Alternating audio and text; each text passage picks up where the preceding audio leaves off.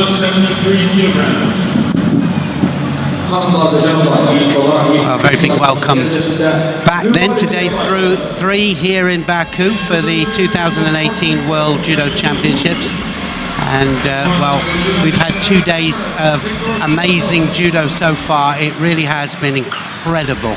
And 2 historic days, really. The first day saw the great Billedid, and well, I say great, she's only 17 years of age, isn't she? But 17 years of age, and she came through to become world senior champion, and who knows how many other championships she's going to win. And then, of course, yesterday the siblings, the Abe siblings, winning gold.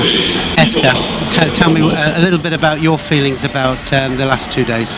For me, it was amazing judo. I think it's the best world championships we had so far. The level of the judoka is just rising every year, and it's getting better.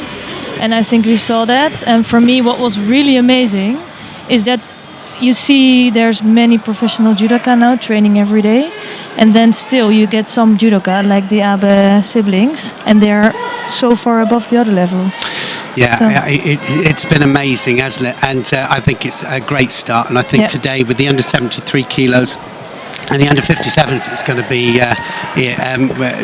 well, so competitive. I mean, the under 73 kilograms, of course, we know that we've got under 57s, we've got 52 judoka, 82 in the under 73s.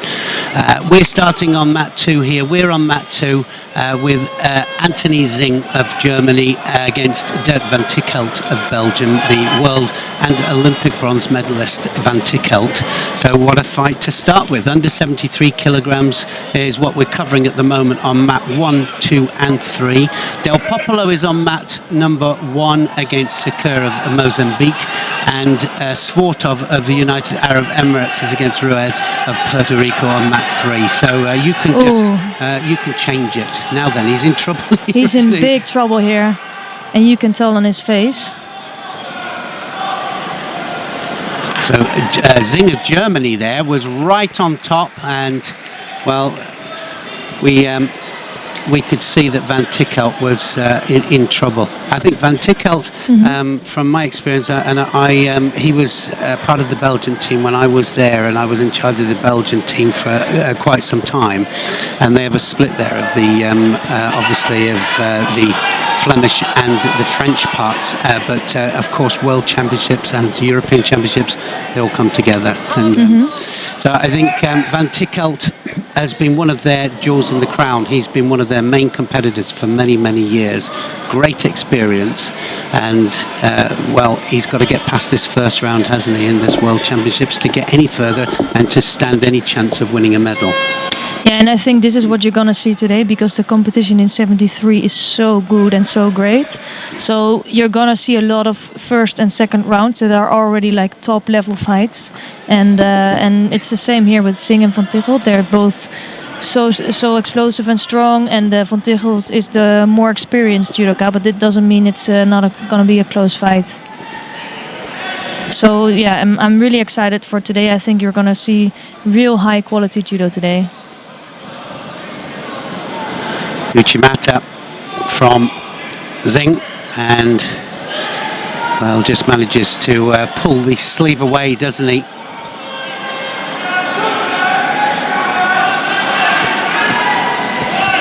Strong left-handed Van der Hul, and he's but he can go right-handed as well. He's got judo both sides. Yeah, and I think he's doing a good thing with his right arm blocking it, because Zing has a really good Uchimata, as you already saw now twice. And he will have to try to block the right side of Anthony Zing. And he's doing that quite well. Yeah, well, it's like I say, it's left to left actually, but he's what's happened is Zing is going predominantly left. Yeah.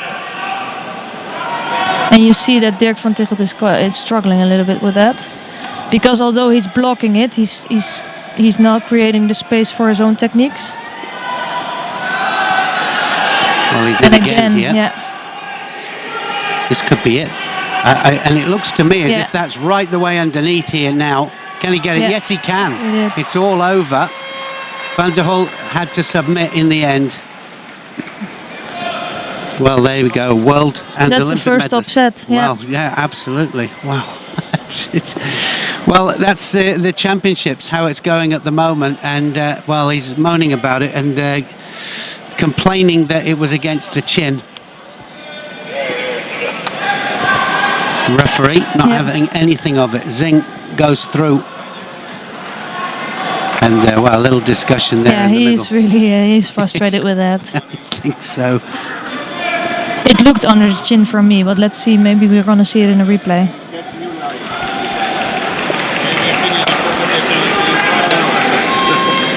Oh, you put it through.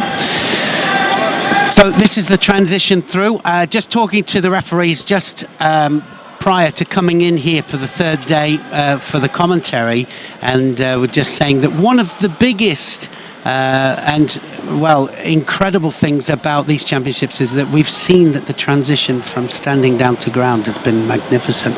And I said, well, you know, that is due to the way that you're refereeing the matches and, you know, the fact that you're giving them more chance and more time in Newaza. Mm-hmm.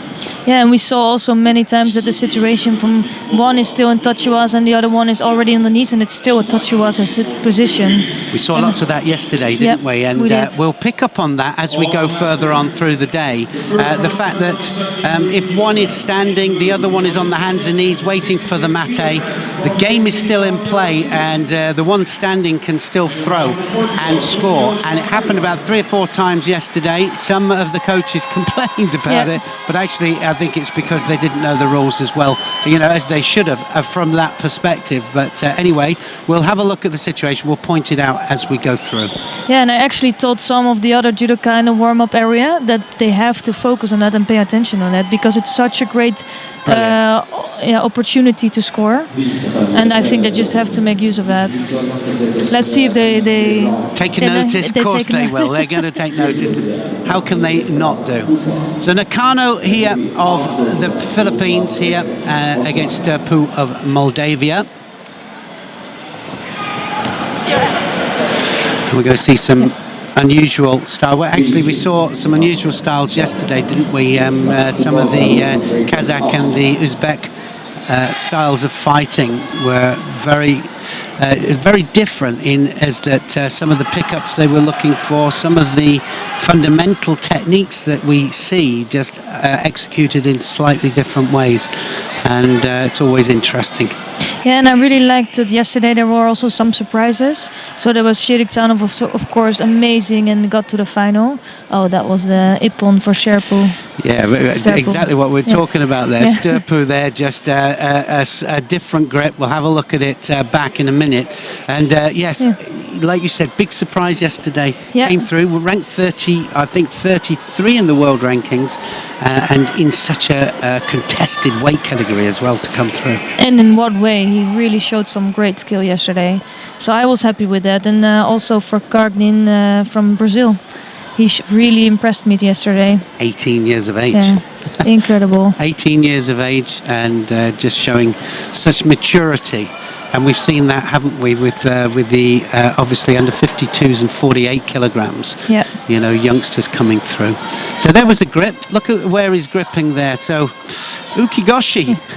We've seen quite a few of the ukigoshis. The hips don't come all the way through, and you can't get a better demonstration of ukigoshi than that. Have a look at it. It just clips the front hip there, and it's the rotation and the control of the hands. Yeah, and I think exactly the top half of his body had so much control, so that he didn't need so much of the hips to turn him.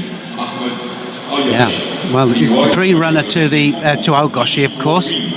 And sometimes you can't get the hips right the way across, and so the hip just clips the front one. Brilliant stuff. Wow, 2 Ippon straight away. Yeah, it's a good start of the day. And now we have Kwok Wing Lee from Hong Kong against Ahmed Ayash from Yemen. And we saw some good fighting from Yemen, so I'm looking forward to this fight. It's nice to see some of the small countries in here represented. Doesn't happen a lot at the Olympic Games because of Olympic qualification, and so we do see it at the World Championships. So we see quite a few. Sometimes we have.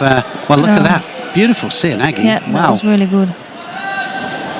Leah Von Kong is in trouble. Two Wazaris, of course, finish it, make the ippon.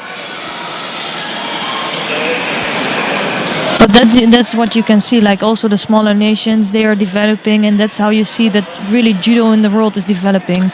Really nice Morote Seoinage. I think, really nice Morote Seoinage, everything executed really, really well.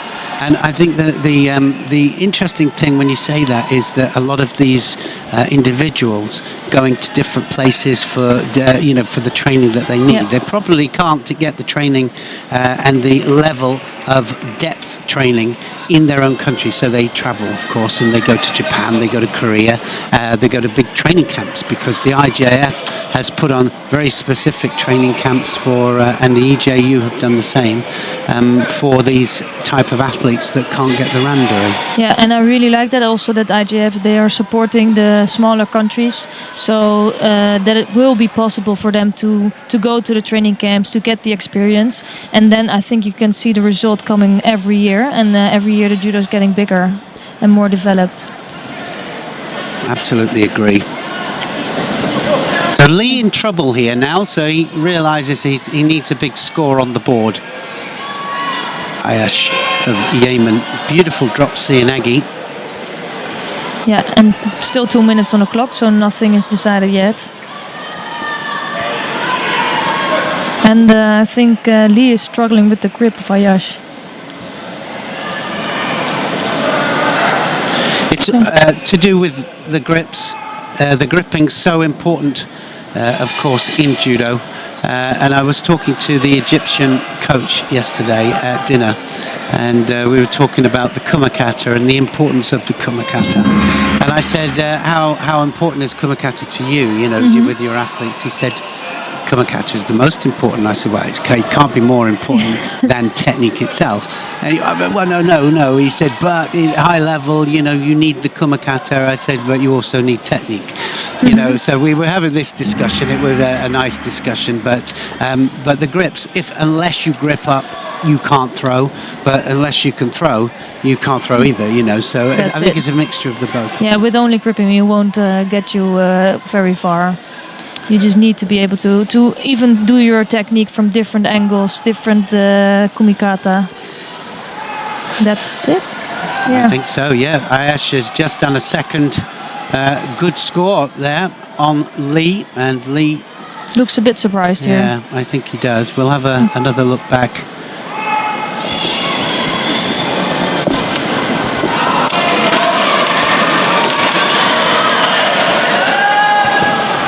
He is surprised. We'll have another look at it just to check it out.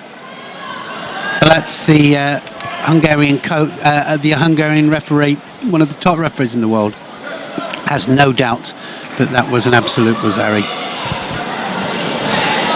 Here's the Seoinage that scored. Beautiful drop Seoinage, Morote Seoinage. Look how it creates space. Well, I think certainly for me, there was the second score. So he lands absolutely on his side there. It's all about control. Well, I think he got the second score for the Tewaza, but yeah, it was a close one.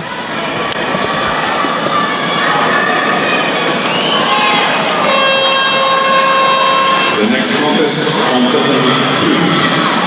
First round, falling on the 17th. So the next contest up then is Diallo of Burkina Faso. Glad you said that. Yeah. Against Kajidoda of Tajikistan. Well, you don't say that very often. No. That's incredible, isn't it? But we're talking about the smaller countries being in it. Yeah, and they're really showing themselves. So let's see what this fight is gonna bring. Immediately strong gripping of Koya Zora. We were saying yesterday with the importance of actually the small countries being here represented, but the fact that they're doing themselves proud as well. They are, and you really see that. Like I was saying earlier, that they are developing. Their judo is actually really getting better. And sometimes a few years ago, you would see from the smaller nations someone, and you would not give them a chance. And now you don't know; they can be a really big surprise.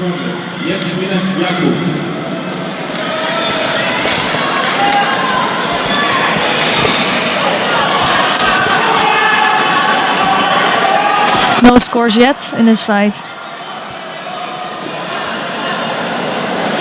Diallo doing well. Yeah, he's got a Shido on the board, so... Yeah, Koyazoda has got strong gripping, and he's troubling Diallo a little bit, but not enough yet.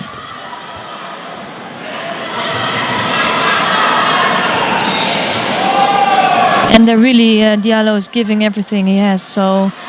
Well, he's got a strong grip, that's for sure.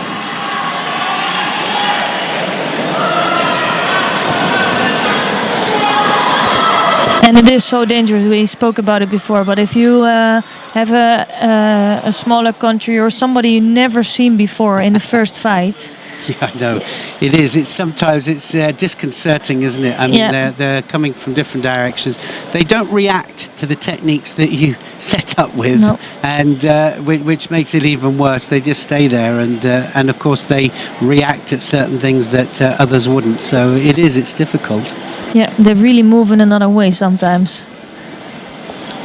This is where probably a little bit of a lack of experience here. It's two Shidos up, Diallo, and he has been dominated grip-wise for sure. Yeah. But you would think that Kajazoda would be taking advantage of this in order to apply his technique. Yeah, and also, but what I don't like to see too much is Koyazoda. He is playing on the Shido, so he doesn't feel like doing attacks. He's not really looking for it. Now he is a little bit, but he's just keeping active, trying to control Diallo, and I don't like to see that too much.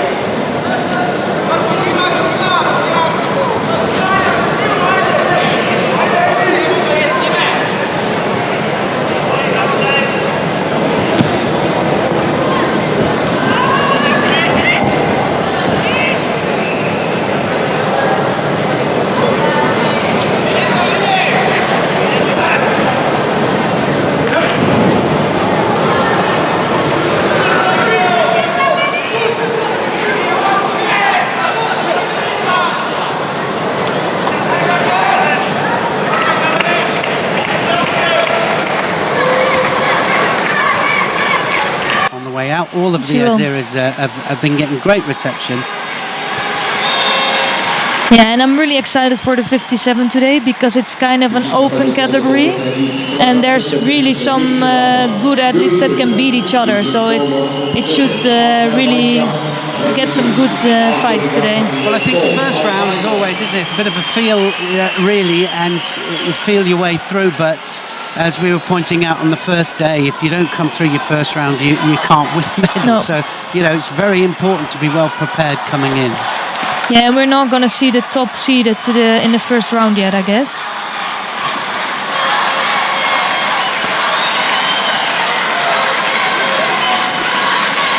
Yeah, Munksedev is also one of the Mongolian girls that started fighting for Azerbaijan.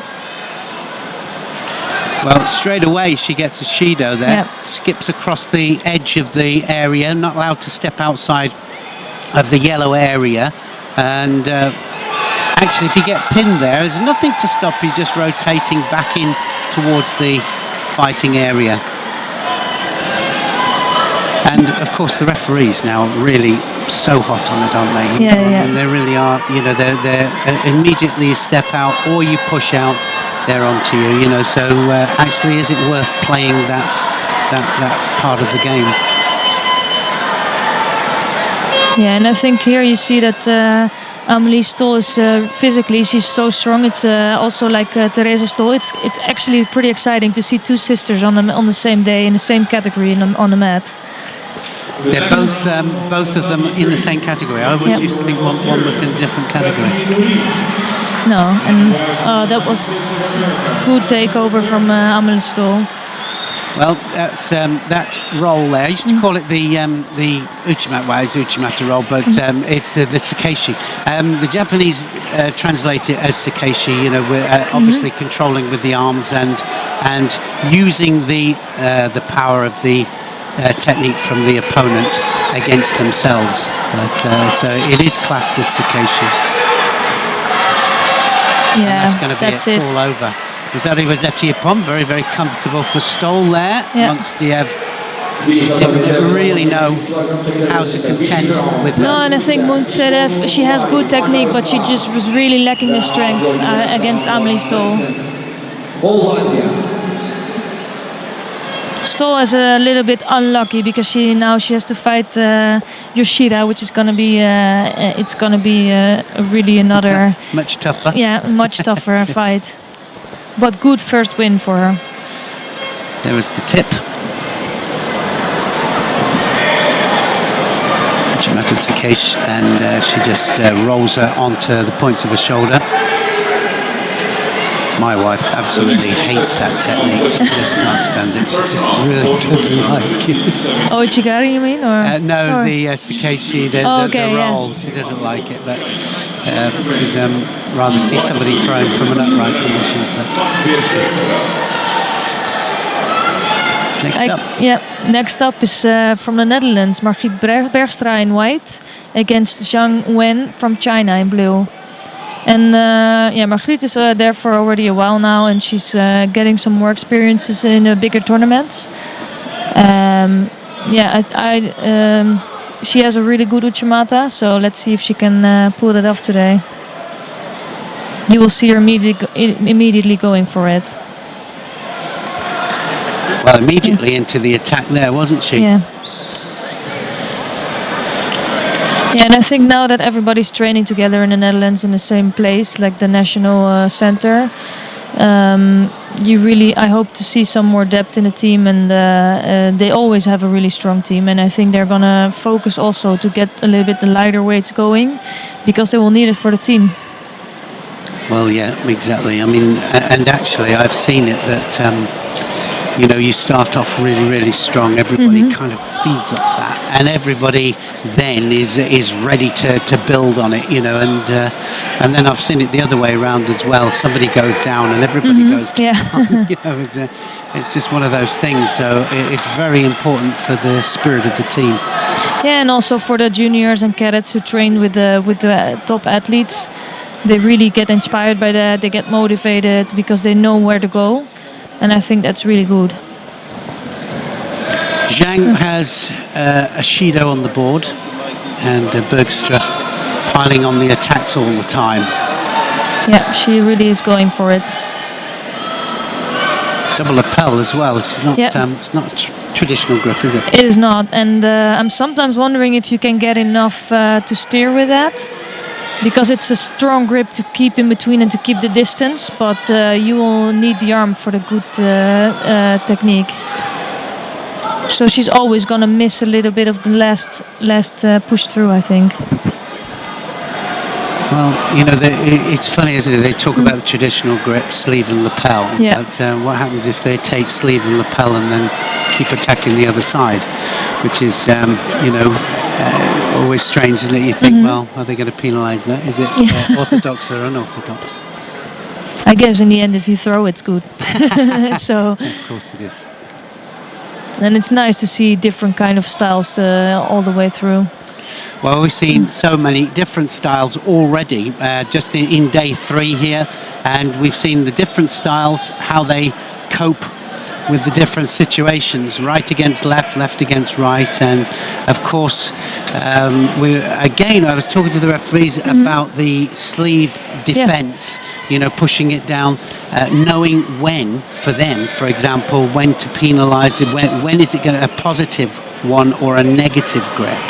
And I think that's a key point, you know, when is it positive, when is it negative? And here, obviously, it's positive because she's really trying to use it to throw. Exactly, and I think it's recognising that. Well, that's what makes the difference between these referees. I mean, they're the best in the world, and of course they recognise that. And here you could see Zhang with her right arm coming on top, and immediately she was quite dangerous. So I think Bergstra really has to pay attention for that. And it's for Zhang, she knows if she can get on top and can get through the left arm of Margriet Bergstra, it's going to be, for her, it's going to be the best position to throw. Yeah, both looking for it. Oh, Yeah. Ooh. now. I think that's, no. A little bit It of a wasn't break. like, yeah. I think just a little bit of a break. We saw that several times yesterday, didn't we? They get taken onto their backside. Has to be the back, has to be the side in order to get the score, the upper part of the body. Nothing to do with the legs or the backside. And when there's a little bit of a delay, the referee won't give it. No. But you can see that Zhang is getting more into the fight. She's getting stronger. That was almost a score again. Yeah, almost. The elbow was out this time, but Zhang realises that if she doesn't attack now, she's out of this World Championships. And also, I think maybe she starts to feel that there is some chances there and some opportunities to really throw Margriet Bergstra. So she's gonna really push for that. Yeah, that's walking off the mat area.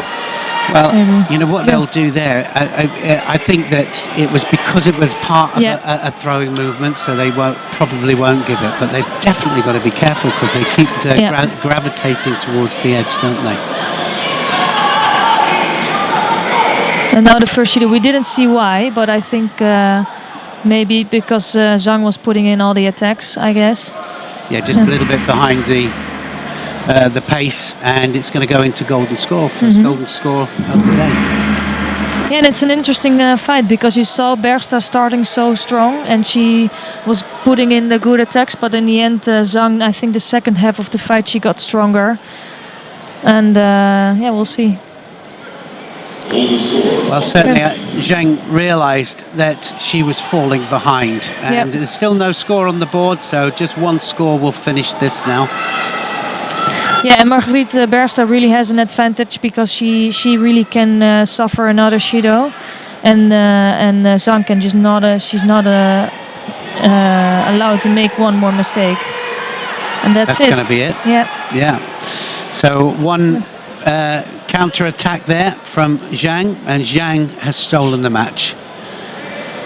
Well, and I've got to say, she started to put the work into the latter part of the contest, didn't she? A little bit of inexperience from Bergstra. Yeah, I think it's disappointing, but you could just see that Zhang was getting stronger, and you could see it coming a little bit. And of course, Bergstra is going to be very disappointed with this first round loss. Yeah, I think she'll look at that and just wonder where that kind of went away from her, because she was putting the work in. Certainly in the early stages of the contest, it was all her. Yeah, but you see she's out of balance. She's not in the right position to throw, and how do you say that, the standing leg was not in the right position? Yeah, well, the support leg, isn't it? Yeah, the support leg, yeah. So that support leg there, we saw it, didn't we, yesterday with the Uchimata from Abe in the final. That support leg absolutely central and in the right place in order to get the lift and the height that she Yeah, and wanted. it was one of the throws of the tournament, let's be honest. I think her brother tried to emulate it, didn't he? He did quite a nice job He in did, doing he that. did. Wow, final of the World Championships. Let's give it a go.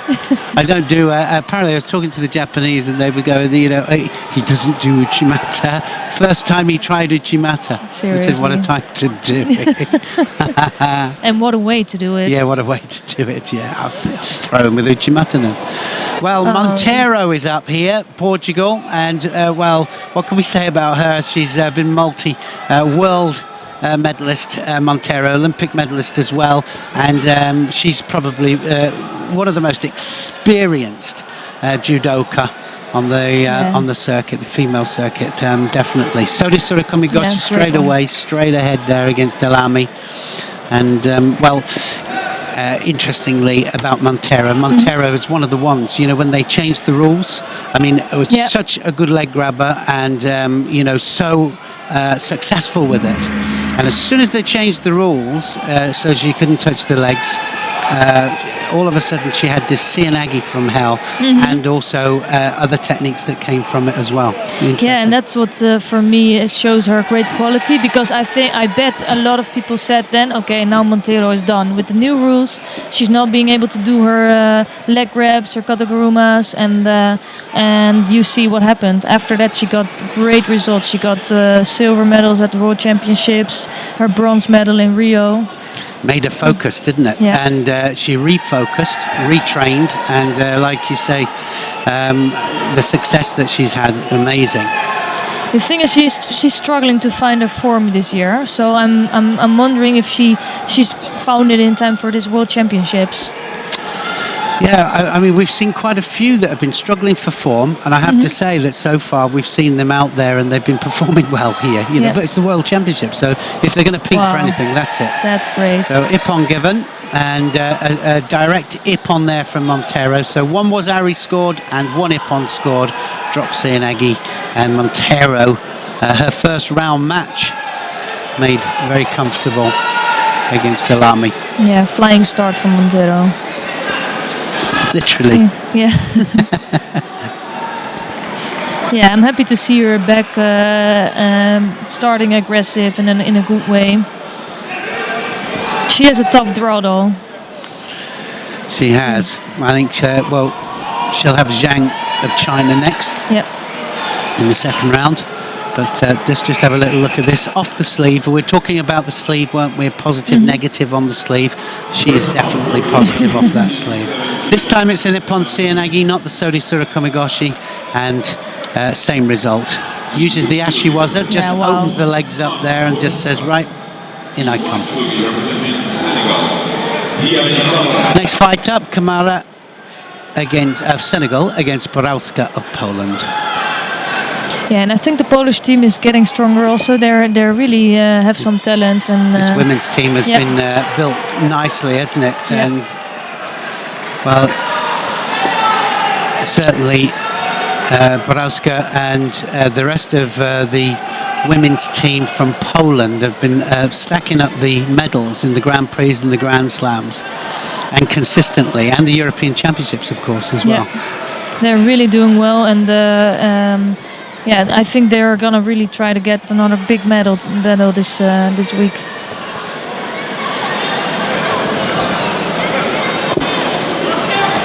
And then you have again one of the smaller nations, Kamara. She looks strong. She's doing strong gripping, and you see that Borowska is being really careful with that. I think it's what we were talking about. It's the balance doesn't quite feel right, and Borowska just not just a little bit hesitant when she comes in. Well, my coach always used to say, talking about Nowaza, just bring him to Nowaza and then try to get it on Nowaza, because it's a little bit less risky. And touch Waza can be quite dangerous if they react in another way, or sometimes if they have a really strong Uranage, for example. Well, that's what they do, isn't it? It'll either be a Tenio Tosh or something that's going to take you backwards. Seanagi this time, Borowska just not quite getting to, it normally takes about a minute just to calm down a little bit, just to get the feeling. Yeah, and to change the balance. Yeah, Sorry. that's okay.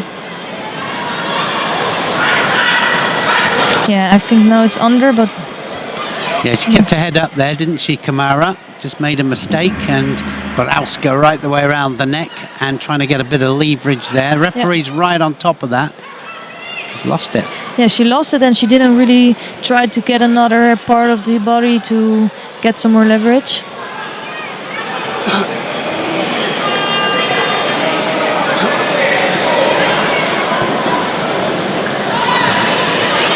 So Kamara is getting stronger, but only now she's walking in right onto the on Borowska.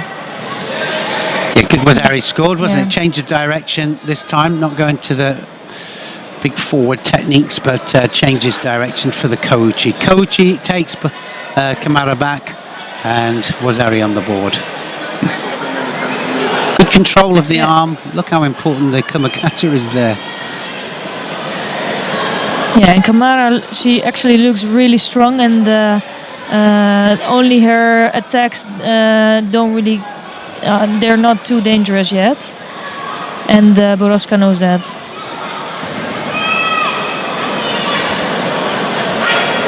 So now she's going to finish this off, I think, with the Jujigatami. Watch this now. Take the head back. Just needs to just settle into the elbow, and it was just a matter of time. So I think once she was in that situation there, knew what she wanted, just needed to keep control of it, and Borowska scores a nice ippon with Jujigatami. Yeah, and sometimes you want to go too fast because you think this is your chance, but I think in the Nawaza it's so important to all the time keep control and just work on your work on it step by step and just do your own thing.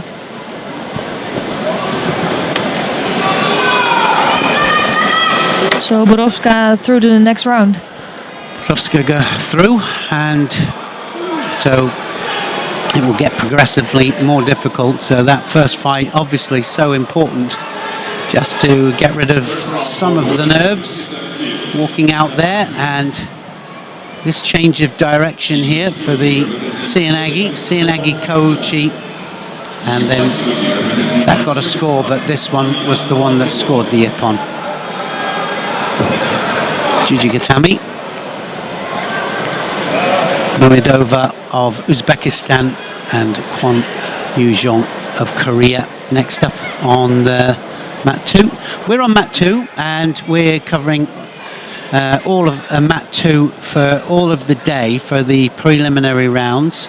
And if you go on to mat number 1 and 3, you'll have a selection of different matches.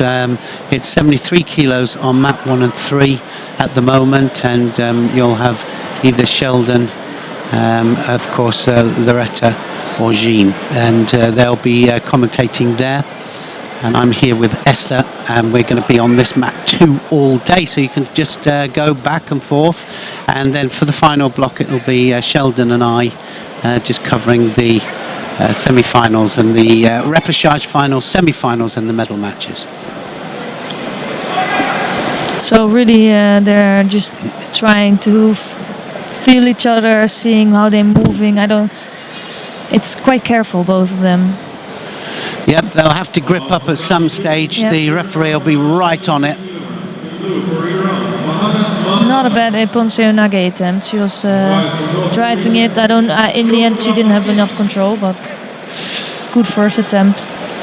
It was the closest we've got so far. The Korean, well, we have had, haven't we, in the past, very strong Korean ladies teams, you know, and I think as with all teams, it goes up and it comes down and then it builds up again.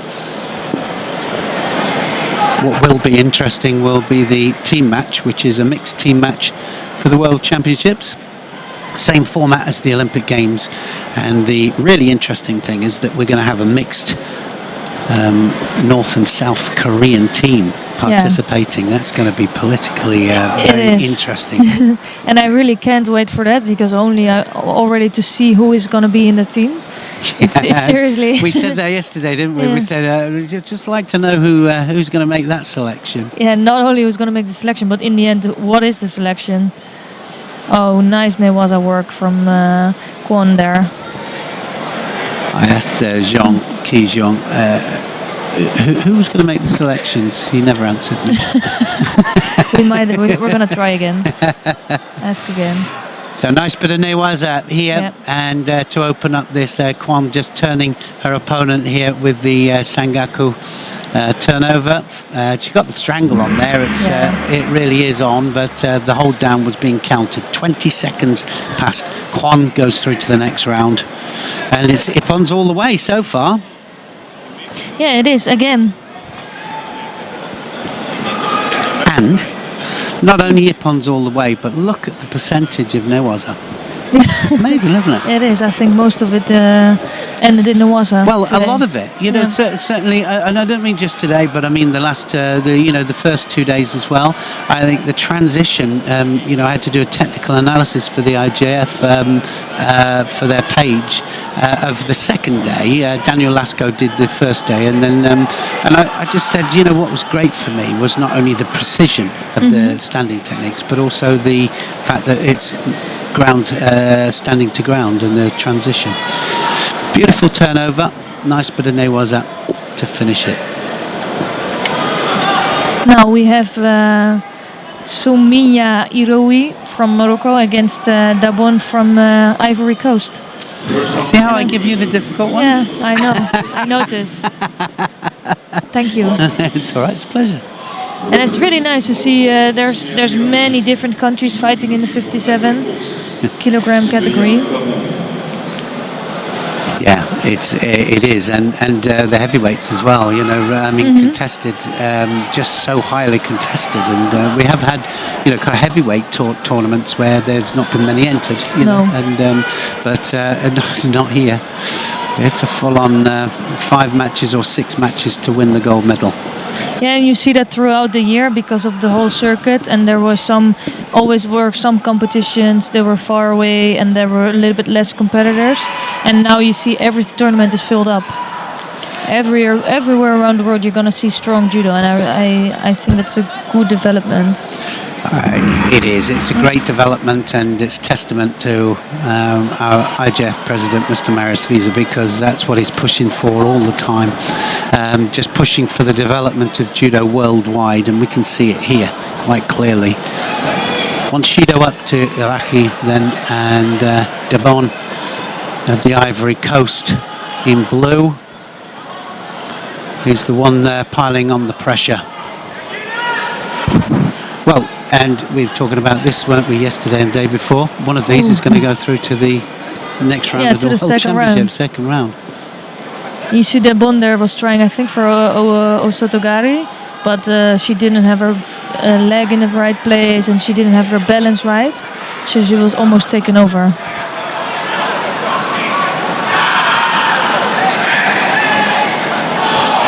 Great to see it competitive. Yeah, look at these two really going for it here, and that be a score, I think. So Wazari scored there. Meraki just counters her, and it's the good old tip. The Sakeshi there just tipping her over onto her side. Watch how she'll pull on that lapel grip there, take her onto her side there. The arm was tucked in, so she gets the score for it.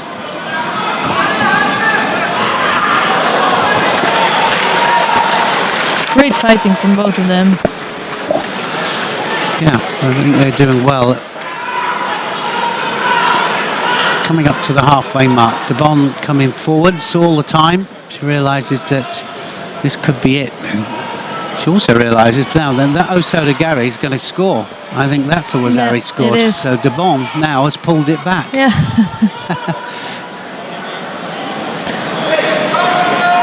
Iraqi looking for the Jujigatami. Yeah, and it really can go either way. Let's see the Osotogari again. Well, Sotomaki Komi there, wasn't it? Yeah, but it really, yeah. Sotomaki Komi, and good indication. I mean, it went downwards into in direction, but she couldn't do anything about it. So under 7 kilos. Tatami Yeah, they took it off. Yeah. Well, it's Iraq that they've taken off. I think it's the other way around, actually. This is a decision coming from the referee commission. We can't see it from No. here. That direction there doesn't show the landing. Remember that the landing has to be the upper part of the body making contact, not the elbow. So they've taken it off. Dubon doesn't get the score for the Sotomayor Komi. And immediately trying to go for the same technique again. So she obviously has got some confidence from that. I think so.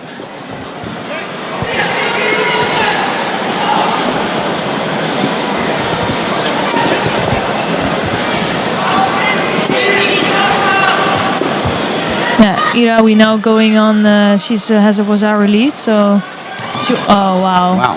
That was good.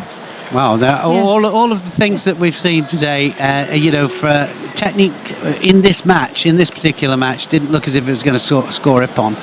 And Iraqi just disappears underneath Dubon. Beautifully executed Marathi Seanagi. She will be happy with that.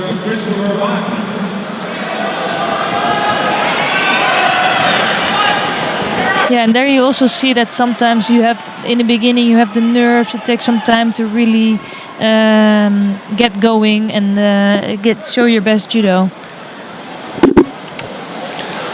Yeah, well, she certainly did that. Yeah, let's see the scores again. That was beautiful. Really low. Marathi Seanagi. All through the air.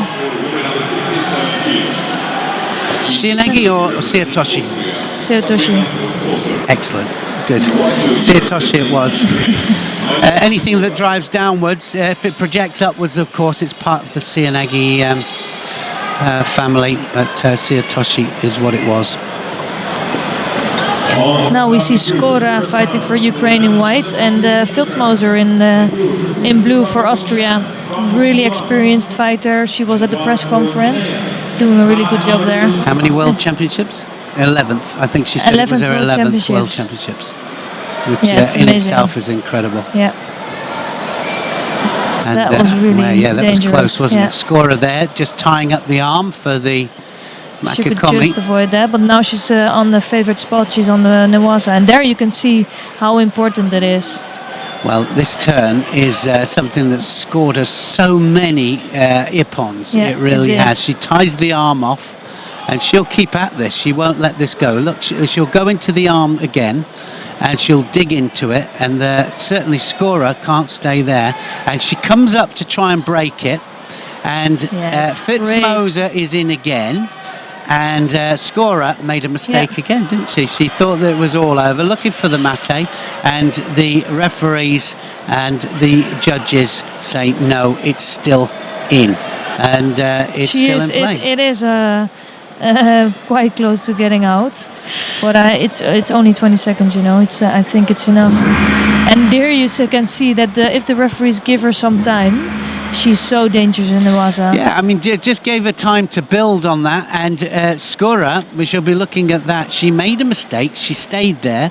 And then she stood up, half thinking that it was going to be the mate. And it wasn't mate. The transition from Newaza to standing, so important. And you can still score off it. Fitzmoser scores again with that turnover. Brilliant stuff. Yeah, a really good win for Filzmoser, and it's gonna be her next fight is gonna be her opponent, so she has to wait a little bit for that. Yeah, it's really like her classic move. It is. I mean, it's a well-rehearsed move. Most Newaza people have well-rehearsed moves that, once they click into it, once they catch what they want, then they score with it on many occasions. Filzmoser has scored so many times with that. Great to see her go to the next round. Yeah, and here we have Akiyama from fighting for United States against Priscilla Neto from France. Already, again, a good fight in the first round. Neto is unseeded, but she's really a strong competitor today. Former world champion at 63 kilos. as well, Neto. I mean, her and certainly Agbagununu swapping over weight categories. Yeah, no, that's throughout their career. yeah. It's Neto's from 52. Is it That's from the one, 52s? yeah. Is it 52s? Yeah. She There we came go. from 52. She has Olympic bronze medal. It's 52s. And that's- That's yeah. right. She's really tall, to be honest, for the 52. yeah. So I think she's now more comfortable in the 57 weight category. Akiyama knows she's got her work cut out. Got to keep moving all the time. Neto, so explosive, in for the Osoto straight away. Like you said, now she's coming into this unseeded, and I think that she'll be dangerous in there, won't she? She's going to is. upset a few. She's really a dangerous fighter, and the fact that she's unseeded doesn't say anything in this case. No, I agree with you. And we've got a few people that are unseeded in the under 73s and under 57s, unseeded simply because they've either been injured or they've been out of competition for a little while, not in the ranking events, so their world rankings is not high as it should be. Yeah, and also I think here she's fighting for France, and France is such a strong nation, so they will even fight to place for the Grand Prix, Grand Slams. It's just it's not so easy in France. Certainly isn't. And of course she is a competition from Reserve in this weight category. So it's going to be a really good battle to see who is going to be qualified for Olympics in Tokyo. Well, of course, the Olympic qualification has started now, 2 years prior to the Olympic Games. The Olympic points, well, the qualification points start to really count. And so everybody's trying to build up because, well, you can be world champion, but then if you don't collect the points, the necessary points, your world ranking won't necessarily be what it should be. No. Tatami, she's tied it up, hasn't she? Yeah, and I think it's so important to, even from the start of the qualification, because you never know, you're gonna maybe need the points in the end. Well, and top 8 can make a difference. You know, it really can make a difference. Ooh, now she's got looks, the shimiwaza on here, and Akiyama needs to get out of there. And she does. But it's a good fight. It's I don't see anyone really dominating yet.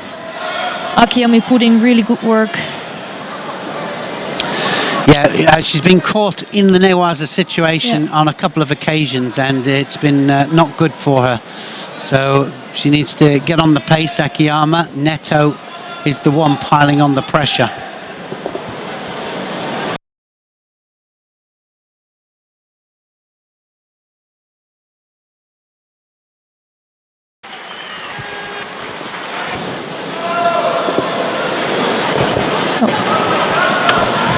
Again in Newaza. That's really Well, we just lost the monitor for a little while. We're not in the best position to see live coverage from where we are. We lost the monitor for a little while, and Neto just worked her way into the Judo Tatami position. Akiyama, in the end, had to submit. Neto looking absolutely blistering form. She's really come out all guns blazing. So watch out for Neto. Neto goes through to the next round. I think we'll get a slow motion as well. yeah, that will be really nice. And as you can hear, one of the favorites of Azerbaijan is on the mat. Orishov Rustam is on Tatami number 3. Yeah. Got a feeling that we might lose a few people. Yeah. Well, there's a lot of interesting fights coming on. The Olympic champion is fighting on mat 1. Rafaela Silva against Jessica Klimkate. It's really good fights. Oh, that was really beautiful. Rescoring a straight upon there. Well, again, People's Republic of Korea, we haven't seen a lot of them. She comes out here against Andrita Tiana and straight in for the Sianagi there. Sianagi right the way over, and it's all over as we're talking. 9 seconds. Well, 9 seconds, probably one of the fastest throws of the tournaments. For me, it's the fastest one I've seen, that's for sure. Yesterday, I think it took him 10 seconds, one fight, maybe? Yeah. Catches the grip immediately in, and Yeah, Well, complete bridge. well, yes, it was the bridge, wasn't it? But it doesn't make any difference. It really is the full ippon. Yeah, beautiful stuff from Ri Hoi-sun. And I'm excited to see her the next fight. She has to fight Deguchi Krista. So Well, yeah, and Deguchi is Deguchi Krista, of course, who's emigrated to Canada. Well, she's one of the most successful, 5 Grand Prix Grand Slam wins, and a bronze medal as well. yeah, she just took a loss for the first time in a while in Budapest. Yeah, And she's gonna wanna do that better again. So I think so. yeah. But she's definitely one of the dark horses Yeah, in the she category is. as well.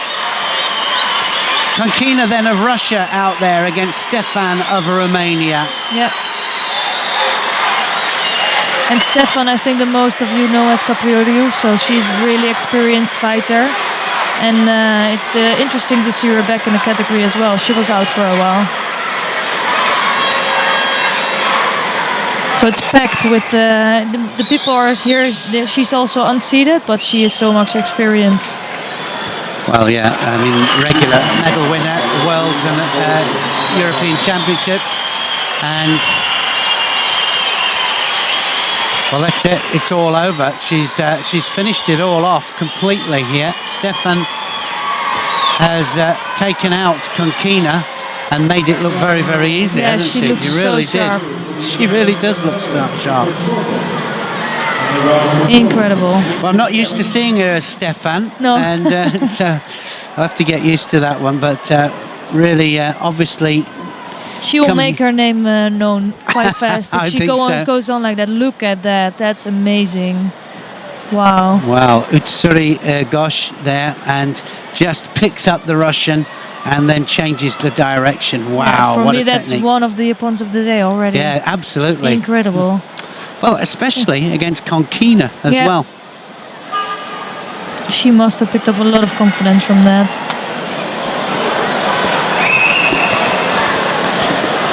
So, exciting. Wow, all yeah. exciting stuff. Yeah. It's all happening, and it's happening on all different mats, but we want you to concentrate on our mat. Of course we do. And the next one up is in the under 73 kilos category, so we're going now into the second round of the under 73 kilos category. Gambatar Udbayar of Mongolia against Anthony Zing of Germany. We've already seen Anthony Zing. Gambatar, who was seeded through to the next round automatically. Yeah. So Zing has already been there. He's already been out. Yeah, and I think this is going to be an interesting fight to watch because it's a really different kind of styles. And Gambatar obviously being really strong seeded number as a second seed. And yeah, let's see. Well, interestingly, Zing is nowhere to be seen, and No. I can't see him, and he'll only have a minute to get out there. Yeah, that would be a shock. you don't see it very often, do you, in World Championships? And I didn't see him get injured, so hoping, as we always do, you know, I mean, that they make the mat on time. We'd hate to see a match decided would be like terrible. that. Yeah, absolutely. We invite on mat 2, representing Germany, Anthony Zing. And I think if I see right, but let's see who. I think between Klimkate and Silva, there was a really good battle going on. It might be that Klimkate won. So that will be a big upset. Yeah, Klimkate defeated Silva, the reigning Olympic champion. Big shock. Wow, that's amazing, isn't it? It's And just, she beat her already 2 times before, so it was not a big surprise. But Yeah. still, to do it in the World Championships. yeah. And I think she has been struggling for sure. Well, this is going to Oh be a my God, massive yeah. surprise. Oh no, he's out. He's coming out. Oh. So, that's something. He's tying his trousers up here. And he is wearing he doesn't wear his own judo gi. Yeah, so no. So this is something happened with the judo gi here situation, and Zing of Germany just makes the cut because he Yeah. had a second call out there, and just makes it out there against Gambatar Udbayar of Mongolia. Here they go then, Gambatar against Zing.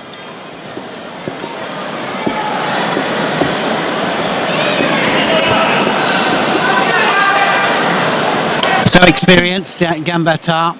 Yeah, and so strong. He always looks They're like all strong, yeah, it's physically strong. and you can tell immediately.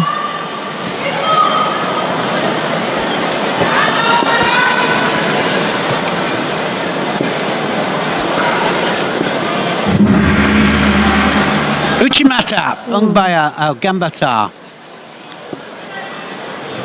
And Zing just about climbs off that. Amazing, isn't it, how it can really affect you as well, can't it? If you've had a problem with your judo gi out there, you've got to run to get to the side of there. It's not the preparation you want, is it? No, you just don't want anything to happen, and No. I think it can really get you distracted, because most of them, they have kind of a ritual before the fight. They know where to focus on and what's going to happen until like the lead up until the fight. Wow. Well, Look that at was that. Soda Makikomi there, and well, he's just, look how strong he looks physically. I mean, both with his stance there, and I can tell you, Zing is very strong as well. Yeah. He's physically strong. He is, you know. Yeah, but you could see in the last fight, Singh against Van Tichel was a completely different fight, and he could, he created the space to do his own judo, and here he doesn't have the space for his uchimata. No, he's just being closed down, Yeah. isn't he? Gambatar just dominating this. He's dominating the sleeve. He's dominating the lapel. He's just, deciding when he's going to attack. He just is. Yes. He's dictating this match. So he gets a Shido there. He gets a Shido for just holding off the sleeve and not attacking. Okay.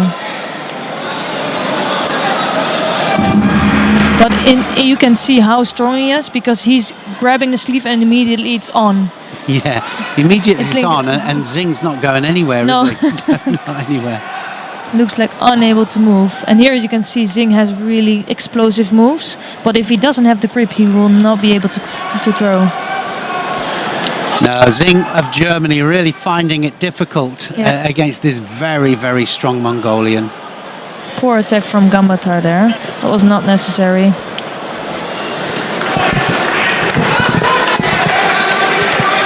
But that's what I also like about the Germans, because they are now you can see Gambatar is a stronger one, but it's a 4-minute fight. So normally you see that Gambatar will maybe start to fatigue a little bit, and then Zing will get maybe some more chances, and he will stay dangerous until the end.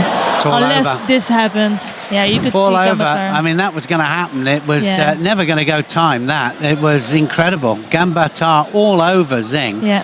And Sodi Surikomigoshi this time, he thinks, well, I'll switch it to the other side. And, of course, the coach of Mongolia there, just very, very cool, calm, and collected.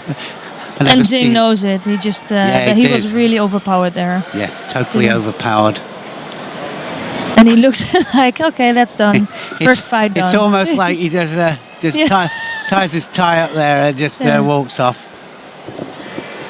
He almost looks like a little bit lazy or nonchalant.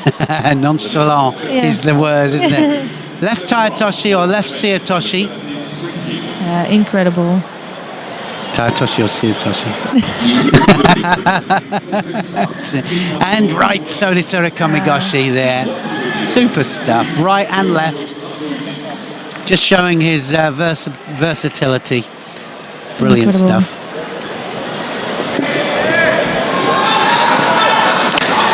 So, Zing goes out of the World Championships. Gambatar of Mongolia marches on. Yeah, now in white, Azoidis from Greece on the mat against Turayev of Uzbekistan.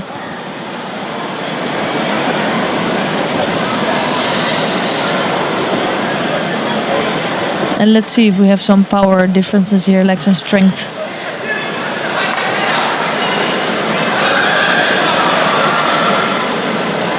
Well, again, different styles. Yeah. You see that a lot of the styles, different styles. There's some like to grip up, like to the arm round the back. I hated that. I mean, I just wouldn't let the arm come over the top or around the back. I didn't want that close. Me neither. If somebody could get really close to me, I was always in big danger. And you can see Azoidis is trying to reach him and trying to get him close.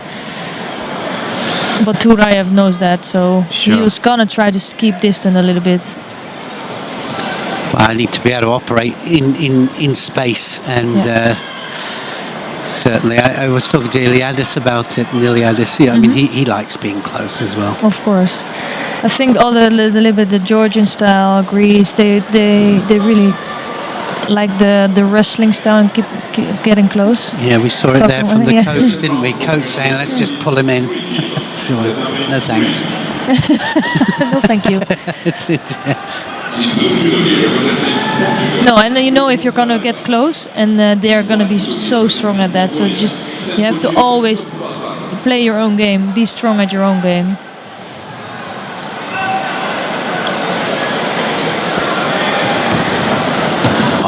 Yoko Toshi there from Turiev actually gets the Wazari for it. Yeah, that was good stuff. It's superb driving, Yeah. isn't it? I mean, here's your Kataguruma. I mean, the Yep.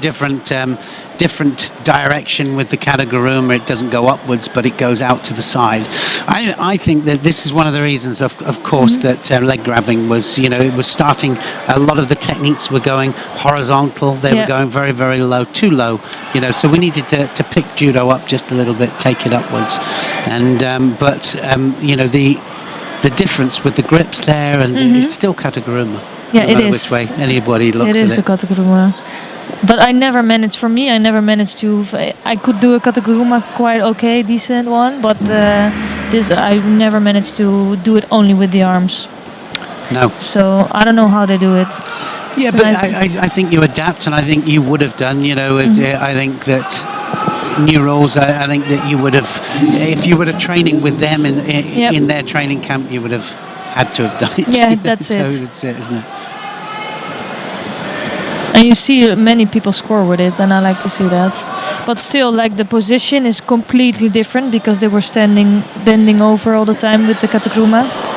Again, Wow. that was great. And again, we had a great example of it there, didn't we? How he was looking for the opportunity. Fantastic when you've got a right against left, you can't catch the Yeah. sleeve. And, we were talking about right-handed grip and throwing left, and that's it's the same situation there, isn't it? From the right lapel, going onto the sleeve that's closest to you as well.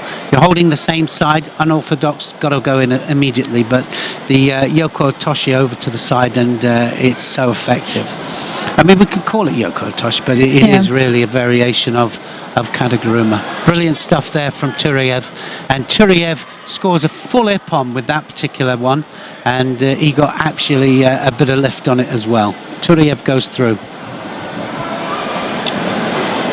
Yeah, it's really nice to see that people are actually adapting to the new style, and it's giving them really good scores. second round for men under 70s. Look at the lift he gets.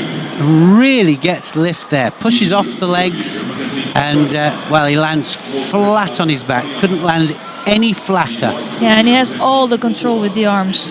You see, in my own opinion, I think they should have allowed, it would have been nice to have been able to touch the legs for the Kataguruma as long as it went upwards. But Yeah. the problem was then, what do they allow, what don't they allow? I see that, I understand that. So they said no leg touching at all.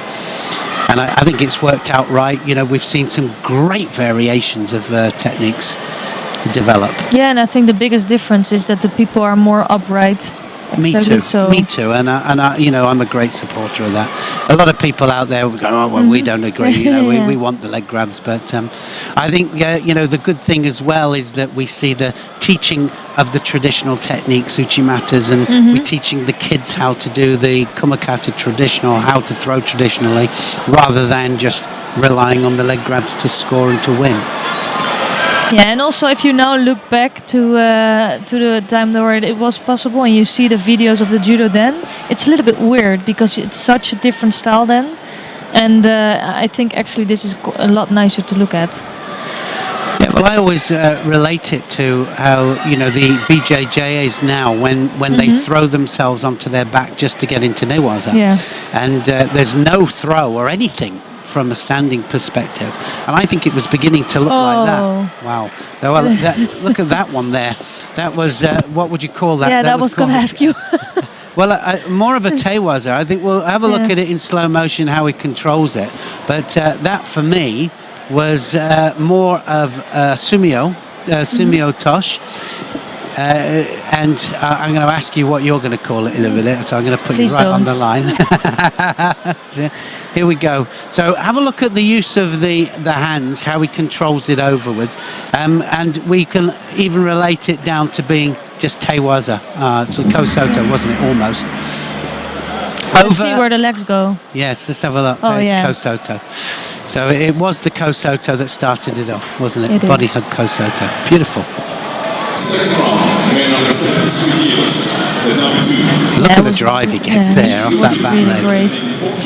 And Sterpo is on form today. We saw him twice already. Doing really good. Korea, Yeah, and now we're gonna see An Jun-sung for Korea in white, and Jorge, how do you say that? Fernandez fighting for Portugal in the blue.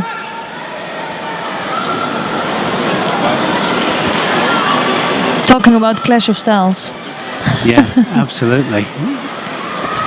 Totally different. Yeah, Well, we were just, we were just talking there about, weren't we, about the how it was starting to change its shape.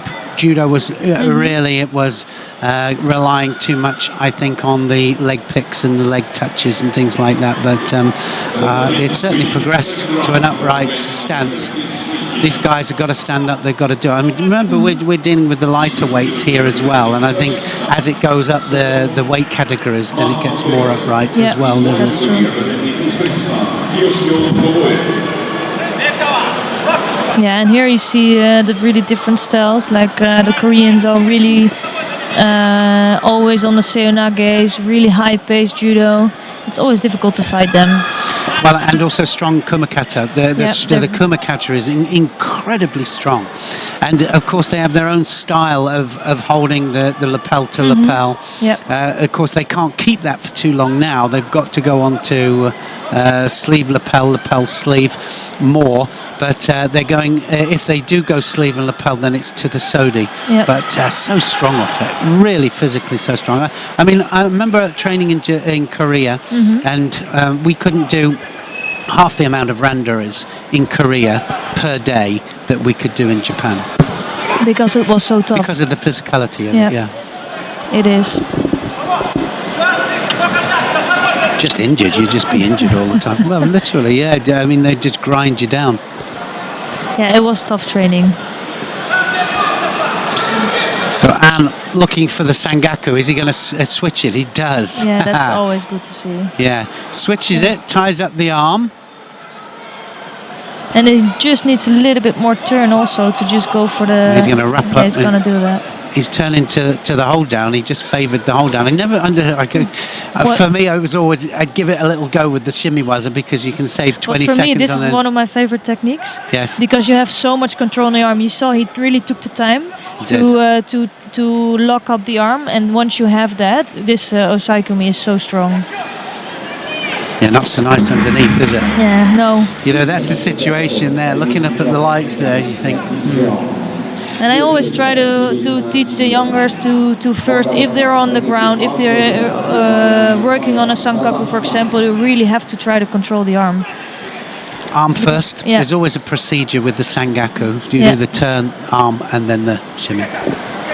Because if the shimmy fails, then you have the osaikomi. Yeah. Brilliant stuff then from An. An Ju-sung of Korea goes through to the And we're going to hear next some round. cheering now.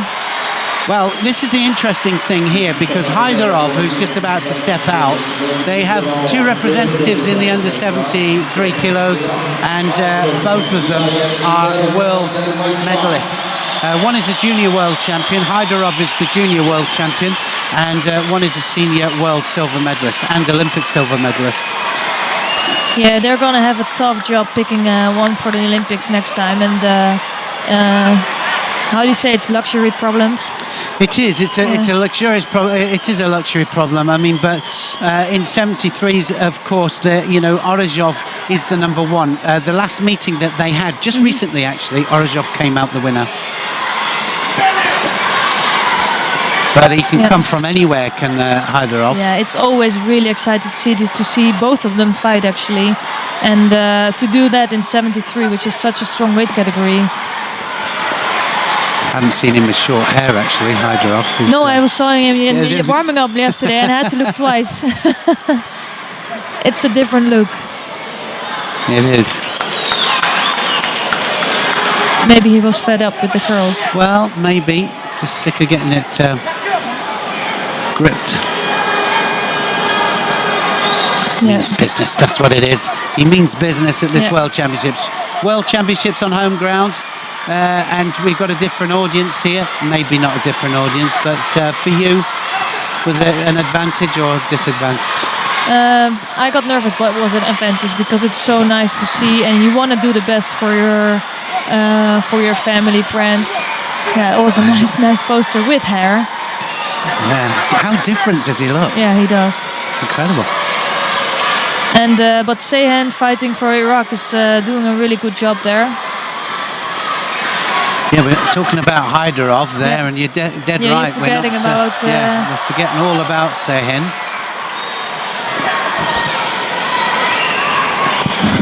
And Hyderov picking up a Judo in the first minute and a half. Well, if you don't know what he looks like with girls, just look around in the stadium. I was saying, he looks so different, doesn't he? Yes, that is him.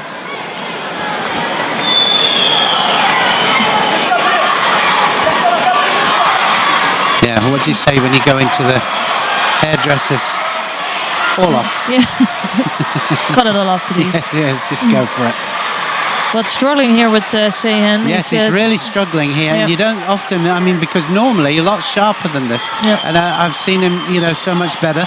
And I get the feeling that he's feeling the pressure from the crowd. Yeah, so that's what you have. It's not an advantage for everybody. It can be really give you so much pressure.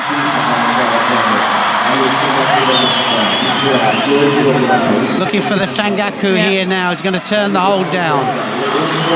Nice bit of Newaza there from Hyderov, and Seyhan of Iraq in trouble. And I don't think he's going to go very far. He'll have to be careful on that foot because he can't lamp on the foot all the time. But he's not going to let that go very far. Gets the hip on. Great start for Hyderov. He took a little while to settle. Yeah. But I'm guessing now he got the first fight out of the way. He got the nerves out of the way a little bit. So it should be good for him. This crowd really behind their man. Yeah, it's a great atmosphere to be fighting here. And I think even when I remembering fighting in Baku, it was always great. Always. Yeah, great crowd, aren't they? Always. Yeah, and they like judo. Well, he's certainly got supporters up there. I would think he's got his club, his family, friends of the family. Everybody's up there. Not the easiest start for him, but he got the job done. Just looking at the inside of his judo gi. Yeah, he has some tape on his shoulder. I think so. Yeah, in the end, you don't know the details always, so you don't know how his shape is, if he was injured or not. No, exactly. Well, I think we're going to find out because I think this under 73 kilos category is going to be unrelenting, really. There's so many people in it. Yeah, you have to be in best shape.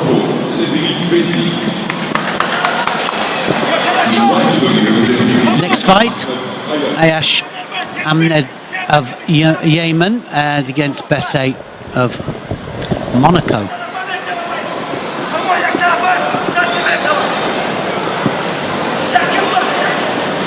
Ayash then in white and Besset of Monaco. I think the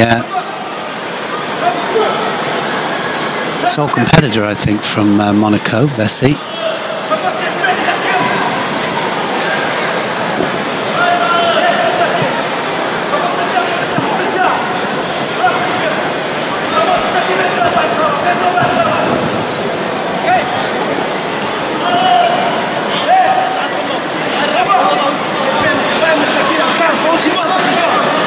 Besset went directly through. He had a bye through to the second round.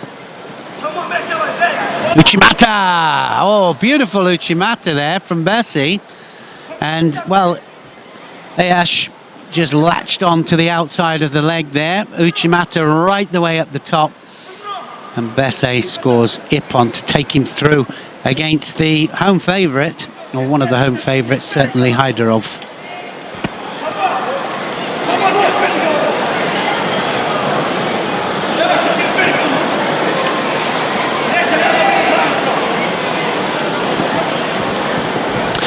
So Bessie scores with a nice Uchimata. What a great start for him. Takes him through to the third round.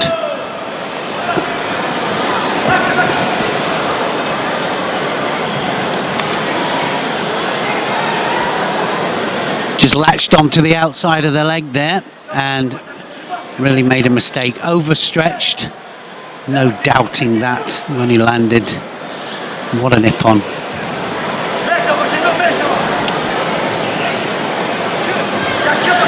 Next contest then on mat number 2, Sheng Daga of China against Bartsuik of Poland.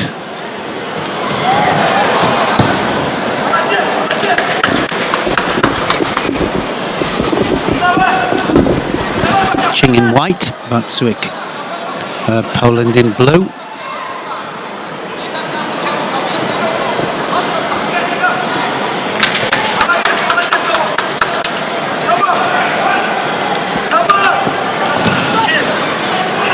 Well, so many in this under 73 kilos category really could get through to the medal rounds. Probably 10 to 15 of them could be on that podium. So it really is highly contested. It really difficult to get a medal.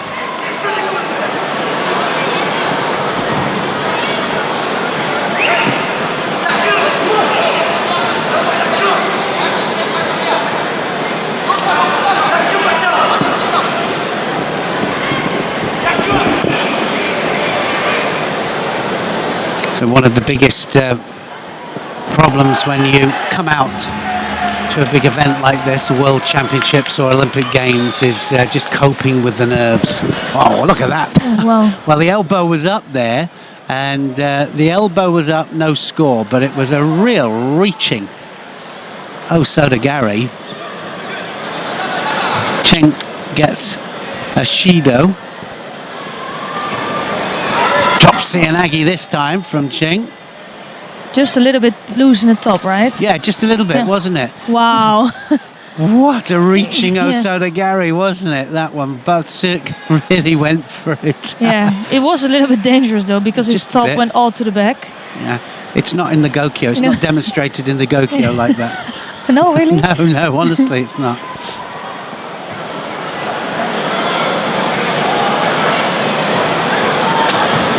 Ooh, that was poor. On Tatami 3, second round for Made him a little mistake there, I think, Jing. I think so. You know, just sometimes they're in the wrong place at the wrong Yeah. time. I'm never quite sure whether you've got to be in the right place at the wrong time or the wrong place at the right time. What do you think? Good question. You're thinking about that though, aren't Yeah. you?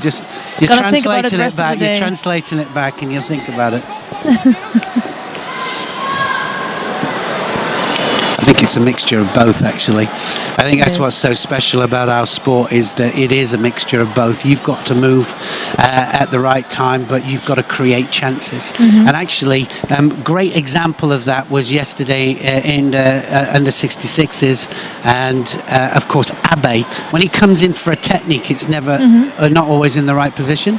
But No. then he readjusts the second time, and sometimes the third, and then fourth, and the fourth time. He keeps Absolutely, coming. it keeps coming all the time, and it's all about readjustment, Mm-hmm. and that's the key to the technique. You know, if it's not quite there, you readjust it to make sure it is there. Yeah, and that's what's making the Abe siblings both so strong. It is. And what did he do yesterday? He readjusted. I think he had 5 different attempts at the Sodi, and then decided on Uchimata Yeah. to Like, finish okay, it 4 up. times that's not working, let's try No, something else. That's it. Just go with it. Yeah, absolutely.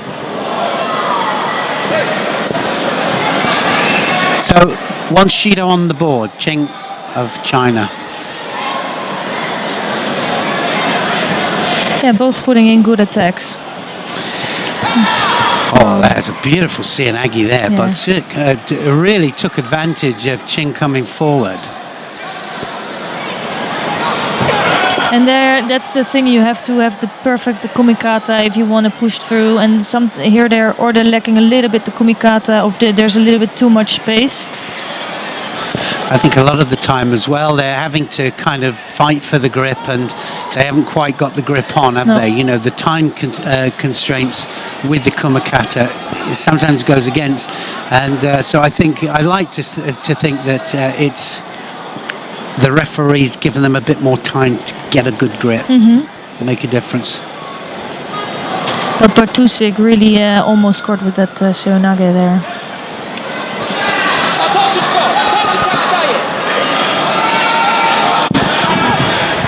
Even fight only Xing picking up his second set penalty, so.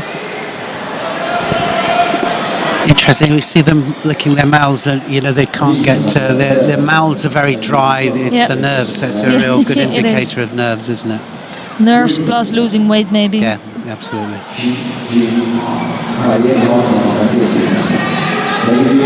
Chinga's got 2 Shidos on that board now. He can't afford another mistake.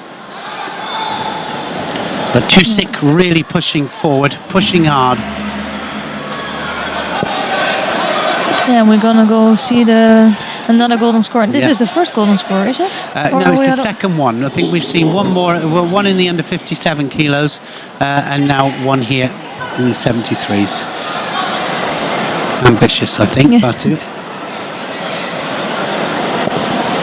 Yeah, Bartusik but he's really giving everything, and I think he's realizing that he has in the advantage of not having any Shidos, so he can afford to take some risks. It's nice to see another good drop Seoinage, but lacking the kumikata again. Just lacking the grip and also the control of the upper part of the body. And that's going to score. It's going to be all over. He actually, you know, what we were just talking about there, the readjustment all the time and the persistence. He never let up, did he? No. Just kept at it all the time. And this time with good kumikata. He really did, and I think it's a well-deserved win. He put in really all the work in the last 2 minutes, and it's nice to see him come through.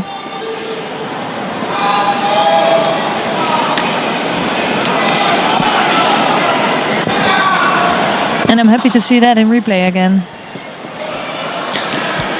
Yeah, one of the few times that he actually really kept the control with the hands and 2 hands on, and it was a Seoinage.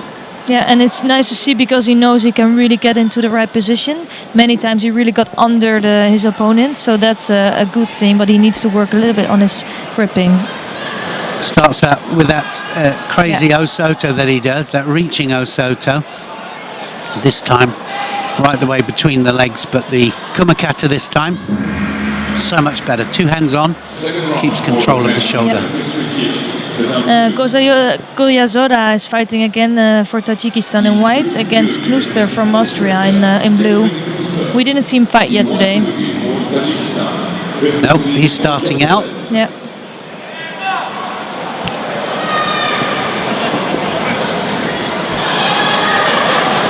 Yeah, and I think here is again really different kind of styles. Oh. Yeah, sorry for that. I said Austria before. What is Australia, of course. It's all right. We easily done. We've got so many countries coming out here. So sometimes they have the same abbreviation as well. But Kusta, and for all of you Australians out there, and I know that we have a really big following from Australia. We're right behind you.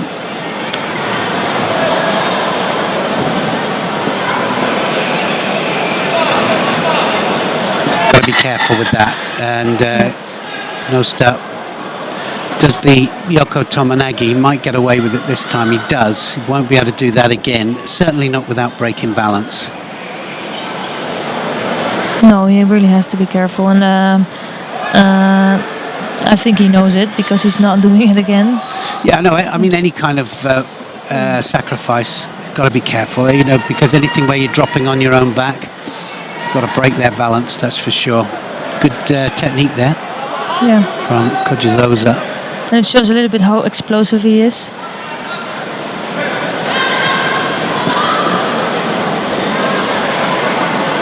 Pinning the sleeve yet again there, Kojizoda. And he's got to go off it. He won't be able to just pin it without attacking. But nice to see that the referees are given it a chance to develop. Yeah, I think you should give it some time. And if he's only holding it down, and now he really has to start attacking. Actually. Yeah, I think the main key is, I mean, gripping is a skill. We know that, and it's such an important skill. So you fight so hard to get the grip. Give them chance to do it. And then there won't be so many penalties, and also you'll see more throwing opportunities. Yeah, and it's one thing because I remember sometimes I had my opponent in really good gripping, but then you don't know how to throw, or it's really important. In the end, you need the throwing skills. Certainly you do. Drop Seoinage there from Kojizoda. And you didn't see him driving so much in the end. I don't understand because it was under perfectly. I think he was surprised he was in there. Yeah, it looked like it. Yeah. Nice change of direction this time. Kojizoda is the one initiating at the moment. Kinoshita will have to up the pace, and he realises that. You can see a little bit more of urgency.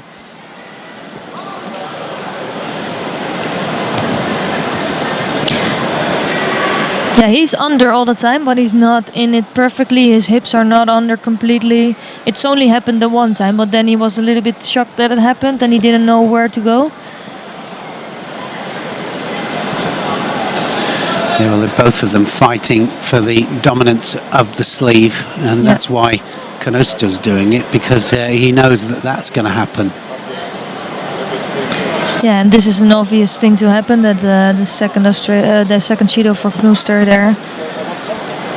And he doesn't really have the time to attack. He doesn't find the space. And I think Kojizoda is doing a good job in that. Oh, it's all over. Well, he was kind of building up to that, wasn't he? Kojizoda just waiting his opportunity. A lot of his Seoinages were fairly close to the mark, and in the end he manages a very, very low technique from an unusual grip as well, and we'll have a look at it in a second just to analyse it. So Ippon scored, 39 seconds just left on the clock when that happened. I probably thought the Seoinages are not working really, so I have to try something else now. I'm very successful at it.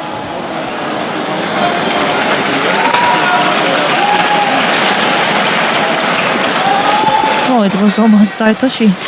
It was, and again, it kind of drove downwards, so we could call it, well, it is a Seotoshi, but the grip, definitely unorthodox around the it back. Is. Yeah, it was.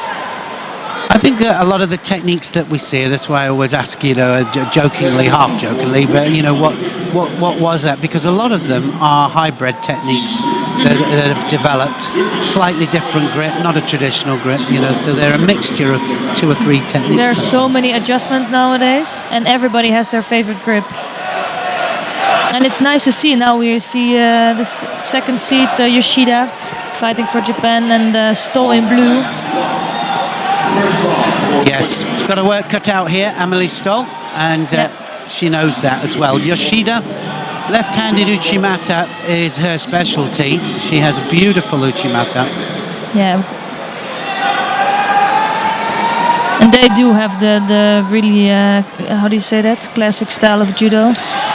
Absolutely. I mean, but the nice thing about it is that they always set up the angle for the entry for the technique with the feet. So the ashiwaza, always have good ashiwaza and good feet. And you could say it was the boxer's equivalent of the jab before the big the big punch. It's always the equivalent of. Yeah, their ashiwas are so strong, and often they end up scoring with it. Yeah, they can score with it. It's not that it's just to set up the technique, but they can score off it as well.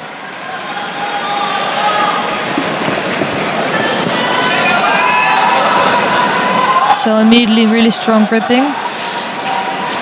Well, the interesting thing about this is left against right, so Yeah. she's trying to find the way in all the time. Stoll obviously just doing anything that she can do at the moment just to stop the onslaught.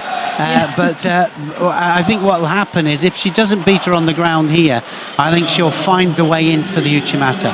She'll attack on the leg, she'll change the stance, and then she'll be in for the Uchimata when she can. Yeah, and that's the thing we're talking about adjustment. That she's really trying to feel the right place at the right movements before going in for the real Uchimata, and she's finding it. She's finding her way. Just a matter of time. I think she'll have to change the direction of the technique first. First penalty up to Stoll, kind of expected there. She hasn't been able to attack really. No. I mean, it's. Yeah, for me sometimes that's a little bit like a discussion, because there's one point that you don't want to attack and you're really being passive, and another thing is that the other judoka, like, that's a beautiful Uchimata. You saw that Just coming. needed to find the way in, didn't she? Well, I agree with you, but on the other side of that, it's the same for both people. Yeah, it is.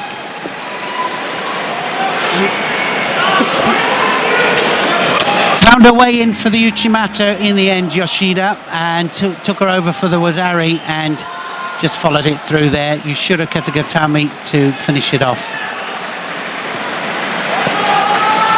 Yoshida making easy work of it in the end. Yeah, she did, and you could see it coming, but still you have to do it.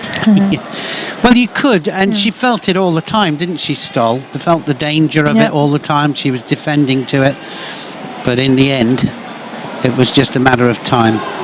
Yeah, and that's the thing. If you're unseeded, you know you're gonna have a top fighter before the quarterfinals, and it can be frustrating. But it's also, you have to beat one of those persons to be able to get a medal sooner or later. Yeah, you've got to beat somebody, haven't you? Yeah. Yoshida then through to the next round. Found the way in the end. Just didn't quite get the support foot as deep as she would have liked, as we've seen it sometimes. Got the Wazari, followed it through to get the Ippon. Yeah, and Zhang Wen is fighting her second fight against Telma Monteiro for Portugal, and it's gonna be a good fight. I think Zhang got a good first fight in, and she got stronger during the fight. But Monteiro was right at the start being so aggressive. So she needs to be sharp. She will have to be. Now it'll start to hot up, won't it? Absolutely. And this has started at a different pace, hasn't it? Completely. It did. Completely. But strong gripping from Zhang. You can immediately see that. Monteiro struggling there and getting her first Judo.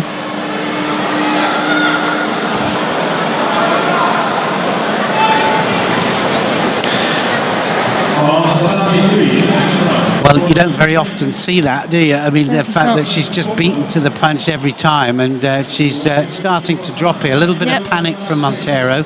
She needs to calm herself down a little bit.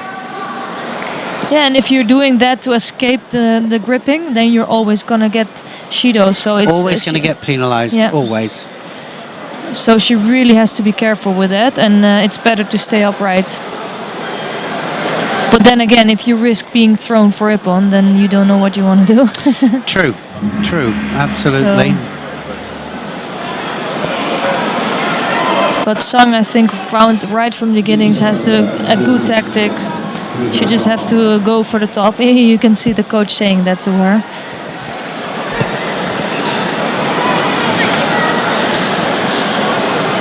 Zhang coming forwards, Monteiro on the back foot. Yeah. And now Monteiro's a little bit warned and she's trying to avoid that grip. Only going down quite fast again.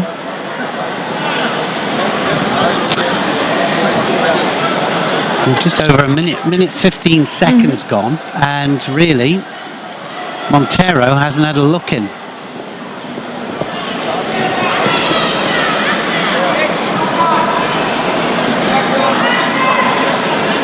No, and I think Zhang has to really focus on trying to get the grip in the top, because it's really strong. How do you say? Bother Montero. So she is trying to do that. Well, she's the only one really. She's the one taking the initiative here, Zhang, and she gets a Shido really. And I don't quite know what it's for, but it's all evens here. Montero, a little bit fortunate really that it is all evens.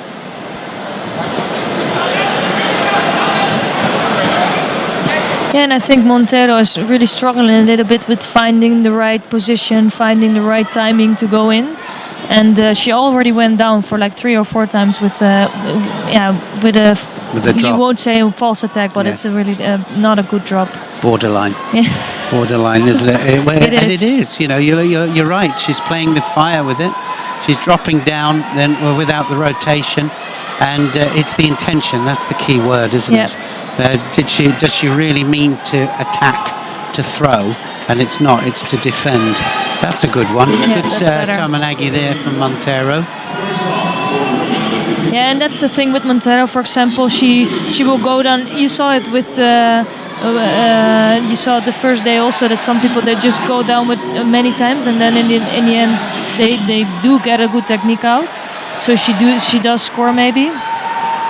She just needs some time. She does. Now she's starting to go to work.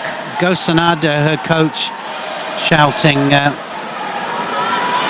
for her. You can see there he is, Go Sanada, one of the most brilliant judo people I've seen. He's got some amazing judo and great technician. And he was up there with Koga at one stage. It was him and Koga for 1 and 2 in Japan. That was nice work from Montero. Sharp reaction there. Yes, Soto to Osoto there, and look at the elbow. Well, she does. She gets her onto her side for the score. I'm not so sure, but anyway, she gets the Wazari for it. 1 minute and 20 seconds left here, and Zhang is coming forwards. Yeah, and I think you could see a little bit the power difference from Zhang and Montero. It looks like Montero is a little bit stronger.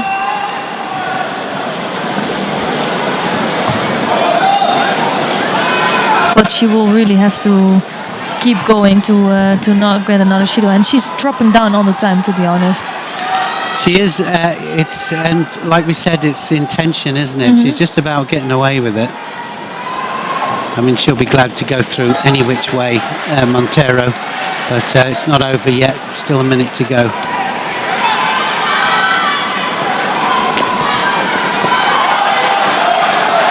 Yeah, and she can kind of defend the Wazari, so it puts Zhang, and with 2 Shidos for Zhang, it puts her in a really tough position, because she is going to be open. She really has to keep attacking, and it's going to create space for Montero.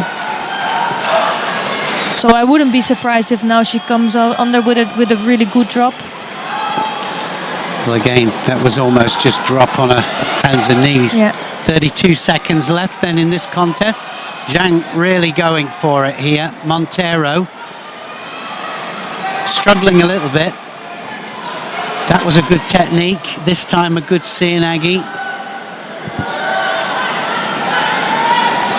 Yeah, but still, like it's kind of on for the line. For the wrong reasons? Yeah.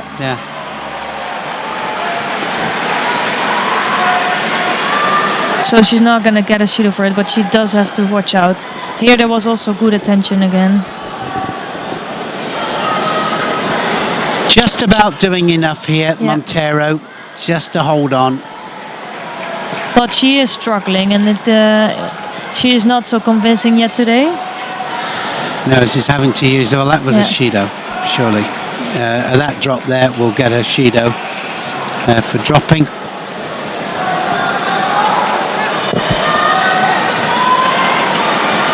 Yeah, just about enough to go to the next round, and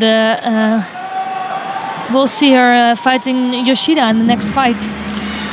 Well, certainly she will know what's expected against Yoshida. She's fought her many, many times.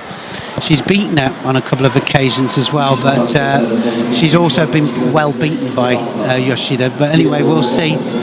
That was the score. Did it land on the side? Was the elbow in? But she gets the Wazari for it and goes through. Yeah, and what I do like about Montero, you can never rule her out. So she wins this fight, and it's all new rounds next fight. And she knows Yoshida, so she really has a game plan. She knows what to do, and it's you never know what's gonna happen.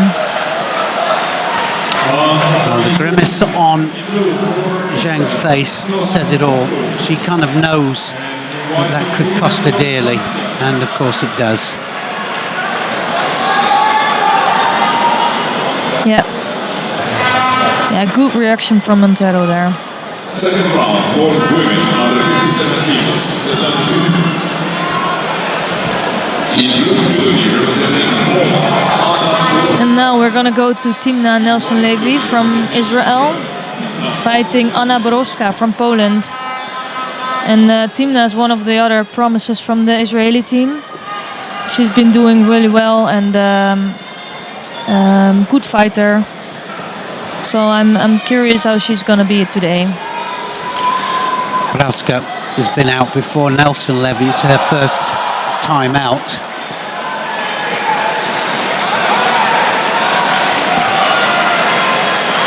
Very aggressive, wanting to get that arm right the way over the top. Yeah, it's really aggressive start. Yeah, knows what she wants here, but Borowska having nothing to do with it. No. She just keeps rotating against that arm that keeps coming across. And putting in good attacks. Yeah, Nelson Levy starting really aggressive, but Borowska's reacting really well with the good attacks.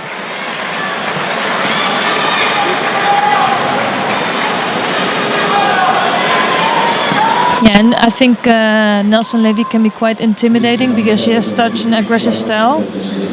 So the thing you have to do is keep a little bit relaxed and just do your own thing, not go with the pace.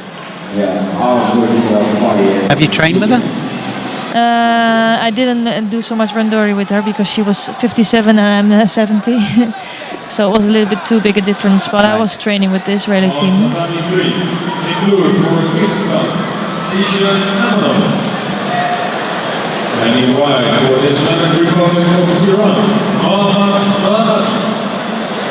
But both giving a good fight here. They're really aggressive on the kumikata, so they don't have so much time for a good technique yet. And as I say it, Borowska comes in. It is. It's a bit of a cat fight, isn't it? But it's both of them fighting hard. And I think the Polish contingent there agreeing with us. I'm not sure what she got the Judo for. Oh, it's off. But I think she's got a second one. Nelson Levy there gets a second penalty, and I think it might be taken off. But no, the referee's been told there to stop the coach from saying too much now. I'm almost sure that that will be the last warning there for the Israeli coach. I'm sure that that's what he was doing there. So they've several occasions yesterday, I think, or on one occasion the men's coach got removed. They're just excitable, you know. Yeah, they are.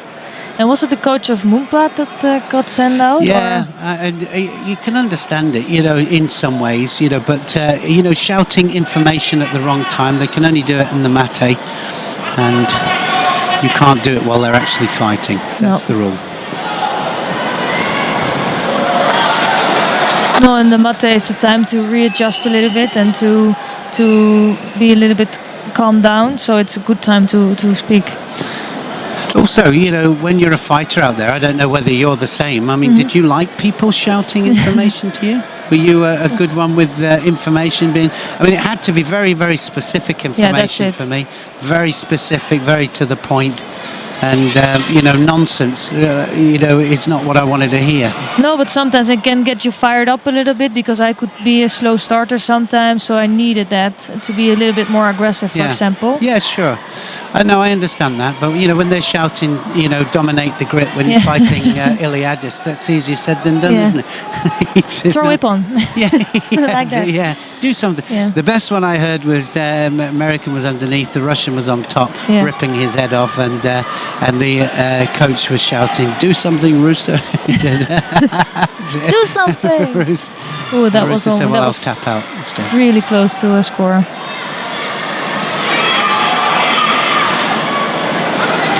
So near score, Nelson Levy realises that she's got a minute to really keep attacking. She cannot afford one last mistake.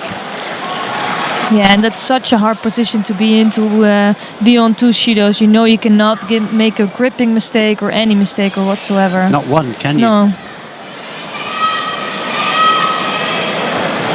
Now looking for the Juji Gatami.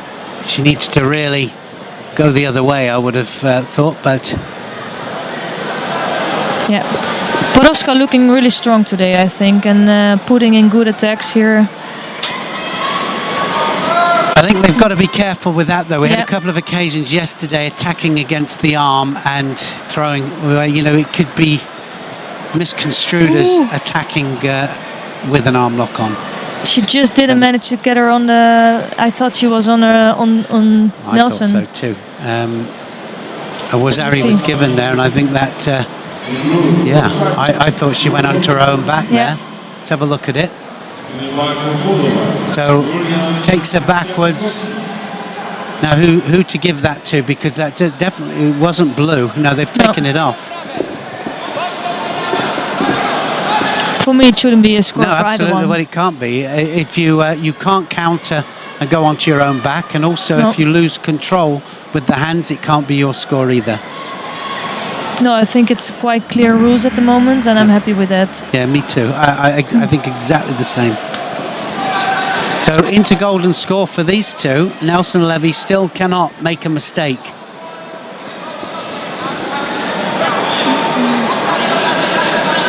No, and it doesn't really change her fighting tactics.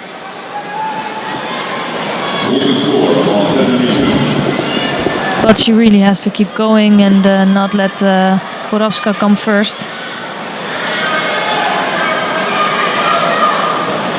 And that's exactly what Borowska is playing on. She's doing a good job, trying to be the first one coming in all the time.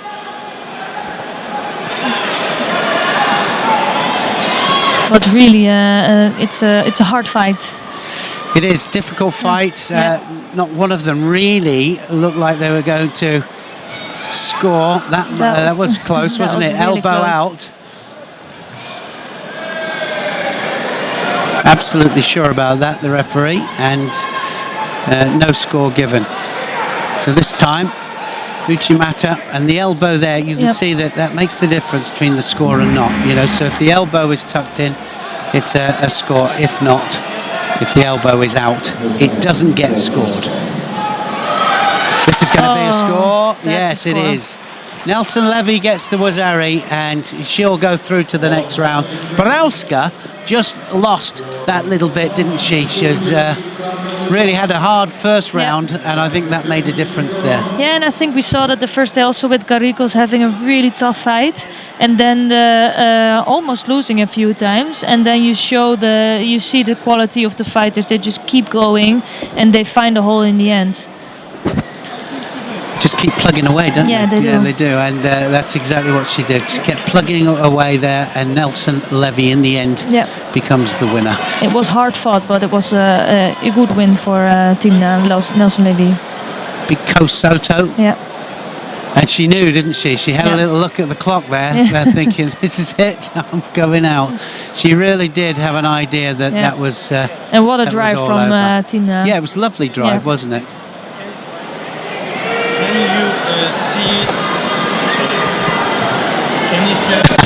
Well, we talked about the passion there. There is the Nelson Levy is looking ahead. Trying to ignore it. Anyway, walking to the next fight. Second round for women. Agbat Taku of Mongolia up against Hwan Jujong of Korea here in this second round, under 57 kilos.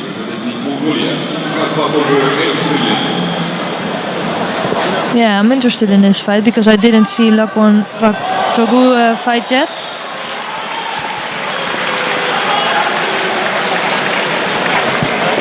Yes, So- first time out for her. This Mongolian team really, well, so competitive in every weight category, men and women, and it's great to see. Nice turnover here for the Judo Tatami. Is she going to concentrate on that arm here? She needs to maybe just get a roll in, just to get the arm out a little bit. But Kwon defending quite strongly and keeping the arm close.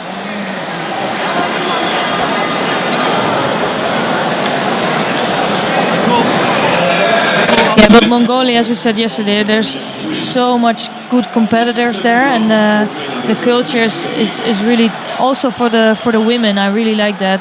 They have a really good team. Well, it's almost like they fight exactly the same. They got the same situation with the women as they have with the men, Yes. and they fight like the men. A lot of the time, I mean, it's the same kind of style, you know. And I was there, you know, and they trained with the men, and you know, it's just kind of no difference. The one on the left there was the one that I fought in the final, the semi-final of the World Championships, and that's the one that I looked up and went, "What's happening?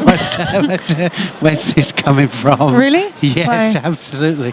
Well, it just came from different angles, you know. It just first time I'd fought Mongolian, and the arm came round the back from Mongolian wrestling is where he started, and just incredible. He came up to say hello to me yesterday. Oh, that's good. Beautiful. Yeah, and I think in the World Championship it's nice to all this. Everybody's watching and everybody's coming to Baku. Yeah. One was Ari on there for Kwon, and so the Mongolian now has to really push. Yep.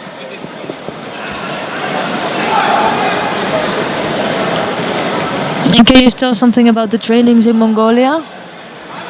Yeah, well, you know, it was really interesting that, and we were saying yesterday, weren't we, that the cadets train with the Mongols. They have their own program, but they train with the juniors, and the juniors train with the seniors, and there's a lot, and the ladies are on the mat as well. It's all kind of mixed up. I mean, they do have separate men's and women's, but it is definitely they also mix together. Yeah, And they have the same training program basically.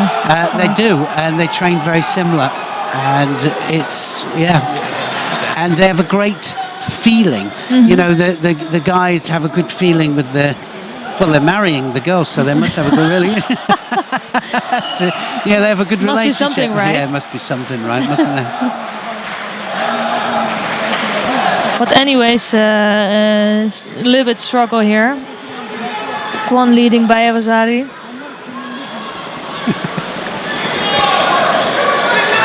Yeah, Juan leading, coming into the last minute. Yoko Tamanagi with a panic attack there from Hagbat Togu.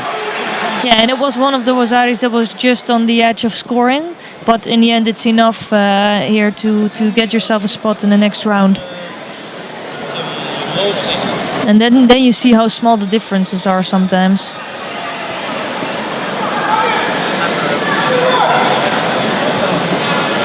Trying some Newaza to get herself a little bit of time off the clock. Davia Dali, the name of the Mongolian that I used to fight, was the first Olympic medalist ever for Mongolia. Oh, really? Yeah. Wow. It was. Yeah, and now they always have a really strong team at the Olympics. Just look how it's developed. It's amazing. Yeah. He said that to me. He said it's just incredible. Oh, Soto there, so quick in there. And that's Sianagi there as well. Hagbat Togu is just really taking the fight to Kwon. She is. She's really doing a good job.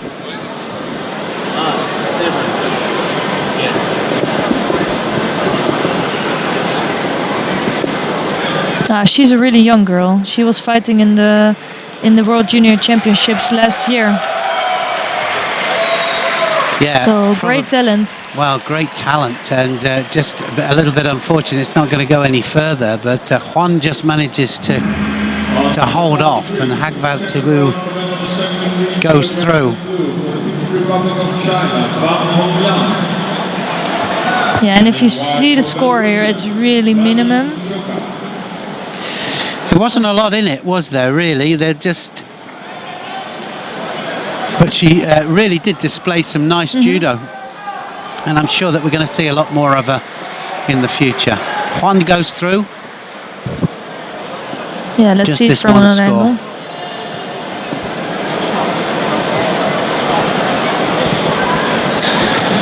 Well, this is what scored it, and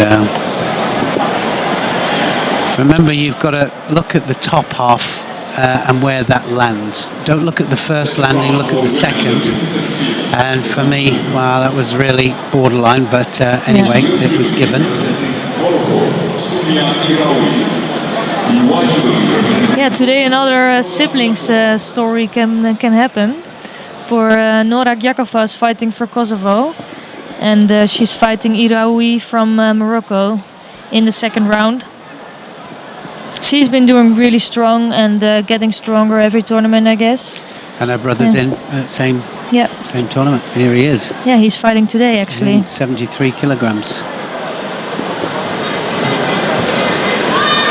Jakova in white and Iraqi in blue here. Yeah, and sometimes it's a little bit harsh that we cannot see all the mats, so we don't know exactly what's going on.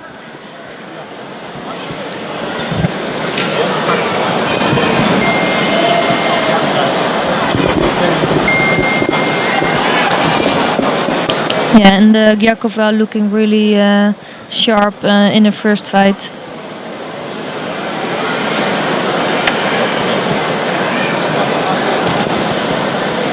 And Kosovo is really coming, isn't it? Absolutely. I mean, a lot of the Kosovan, it's either a big group, like in Japan, where they've got probably a million and a half people practicing judo. In France, they've got 600,000 people practicing judo members. And in these small countries, they have a small group training together. And both situations can create world and Olympic champions, which is quite interesting. Yeah, and for me that's always really nice to see. You don't need 100,000 judoka to create one champion. No, and it goes to show. Look at the Go on. You can announce who's watching there, but the world and Olympic champion watching on and with great interest there. Of course, she's been injured, so she's been out for a while. Yeah, she's already back on the mat, but not fit enough. She found herself not fit enough to fight here, and it's too bad to see her not see her fighting. But surely she's gonna be back and in good style. Yeah, Gyakova being strong here, but not coming in with big attacks yet. Probably finding a way and just trying to get in the feeling good or trying to get the good feeling.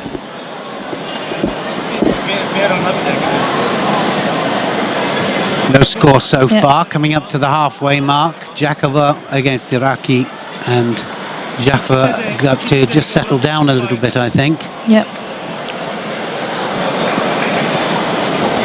And I think also she never fought Iraoui before, and that's always difficult for her first round of World Championships. Yeah, that's the Wazari, and she's gonna go for the hold down. Oh, she caught her leg. And for me it's always quite difficult because the judogi of Iraoui is very loose, and Gyakova's kumikate is really on the top, but then you don't have so much control if the jacket is really loose. But enough control here. For me that was always a bit frustrating. Yeah, exactly. It's 2 penalties up there, Iraqi, but 1 score to Jakova. She just needed, I think, to calm down. Yeah. Yeah, and I don't think she's gonna take a really big risk here, and just. Ooh, that was good. I know. I was It's always saying when we say not it, to- isn't it? Always when we say it. Yeah, she just doesn't, and it's sometimes it's so difficult because it's a difference between not wanting to lose and wanting to win. And there you could see, for example, with Abe Hifumi yesterday, he got a Wasari and he was all the time pushing until the last second to get the nippon. And there you can see he really, really wants to win. And here Yakov is a little bit unsure still. She probably has some nerves, and she's just trying to not make a big mistake. And that's hard to see. I think you always have to just focus on your judo and just go all out there.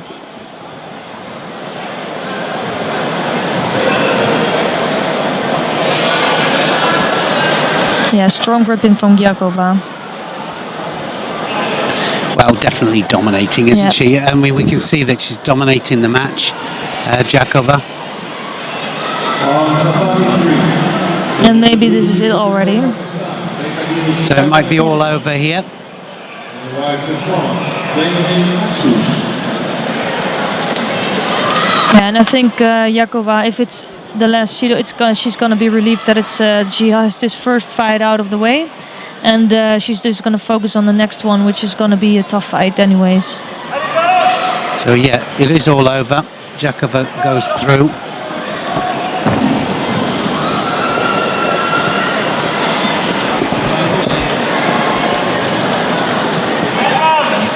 Yeah, nice Makikomi attempt there from starting with Haragoshi actually. Second round for the women under Well, there's a great match coming up, Fitzmoser and Neto. I'm just going to leave you in the capable hands of Esther just for a minute while I just do something, and she'll give you the rundown. Of course, very experienced Fitzmoser against the very experienced Neto. Yeah, they're both really experienced fighters and fought each other before, and I'm really curious what's gonna happen here. Both good in Newaza also. So you see that they're really both really careful with each other.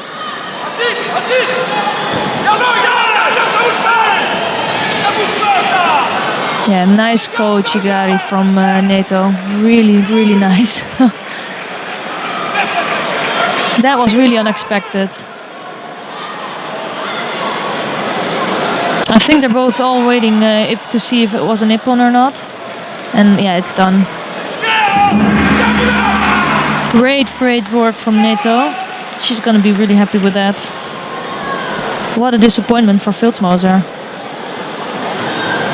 Yeah, and if you see the drive there with straight on her back, big, good ippon. Wow.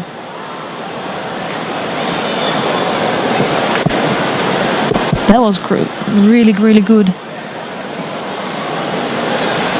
And you see, she had with the gripping, she had all the control and kept pushing until the end, and that's so important in judo.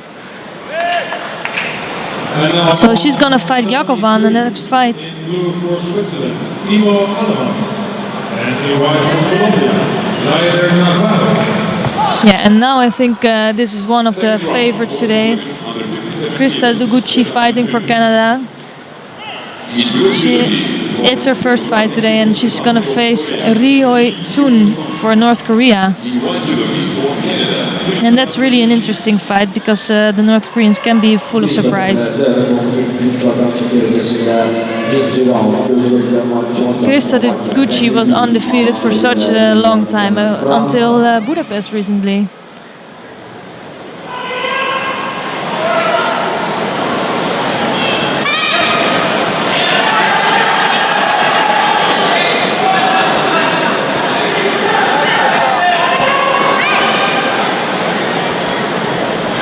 Yeah, I'm really curious to see what Ri can bring to this fight.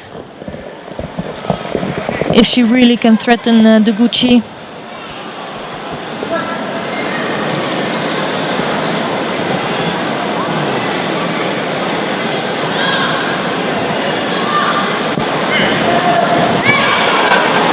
Still no score after half a minute. Both, I think, just feeling each other, trying to see what the other one does.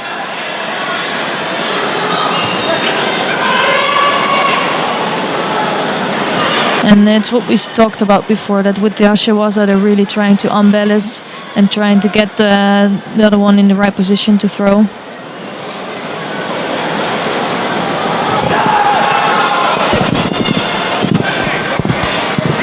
Both picking up Bushido after 1 minute fighting.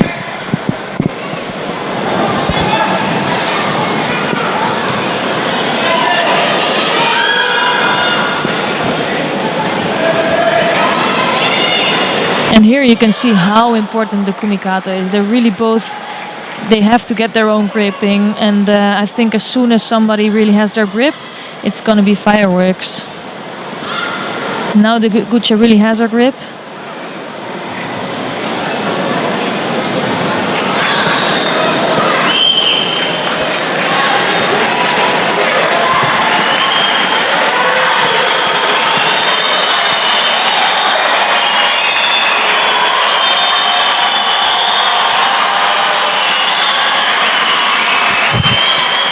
Yeah, as you can hear, Orzhov is coming to the mat again. One of the big favorites fighting for Azerbaijan. And here Deguchi is really struggling against Ri. Ri appears to be really strong, and Deguchi really, she's finding the way into the Uchimata, finding a way for the right posture. And here you can see how strong Ri is. Strong left grip.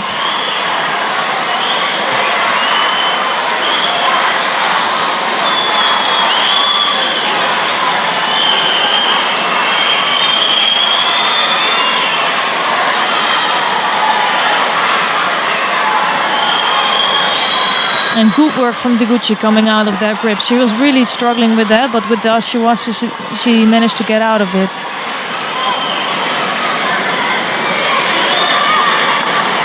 Really close fight.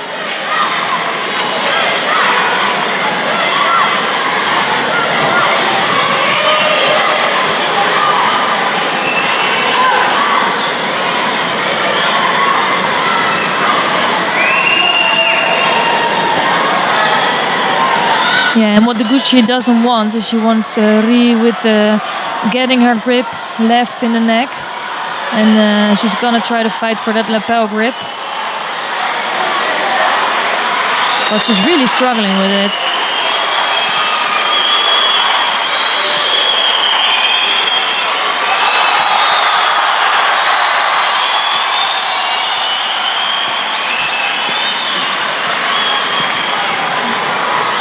What a first fight for the second for Deguchi in the second round of the World Championships in Baku. Deguchi being so dominant in her weight category last few months. And now finding herself in a tough position against Ri. Still no scores. Both picked up Bushido.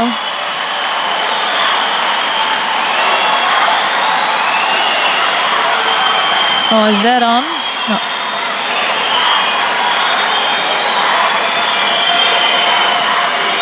"13 seconds left on the clock. Both being really active.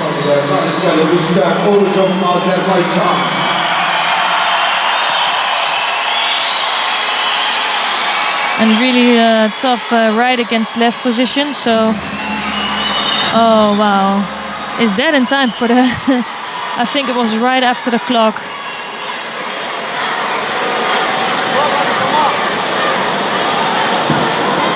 Really chasing it, getting her off their balance with the Ashiwaza and then coming straight in.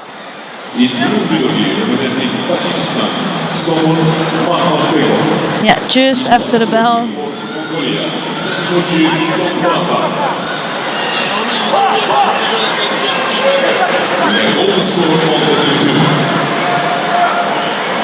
And Deguchi now, she felt where she can maybe get her off her feet and throw her, and she's gonna push for that.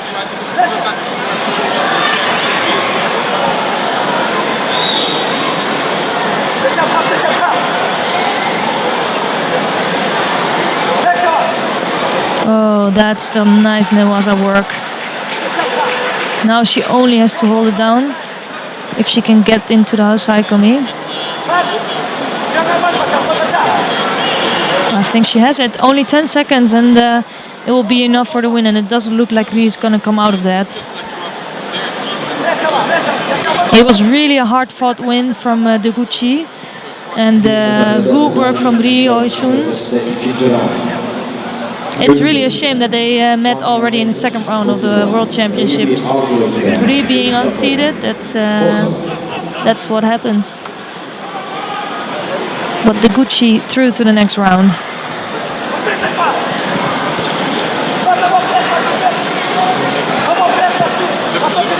Quality fight here for Deguchi and Ri in the second round of the World Championships.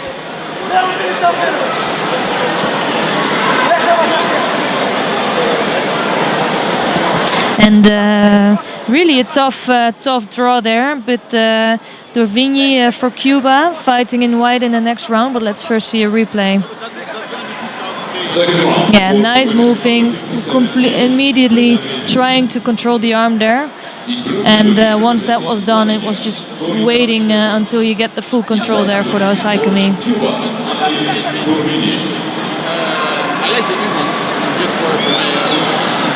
And another Newaza win. And as I was saying, Dorvigny for Cuba fighting in white against Corina Stefan fighting for Romania in blue. And Stefan, of course, being unseeded, but got so many medals, silver medalist in Olympics. Immediately in for the soda.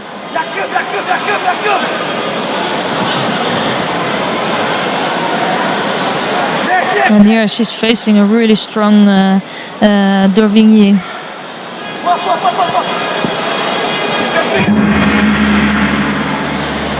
So what will be the next opponent of Deguchi in the third round? Oh, that was amazing. Super good reaction from Stefan. And she really looks really good and sharp, on form. Two really easy and good wins for Stefan. And it's really going to be a good fight in the third round.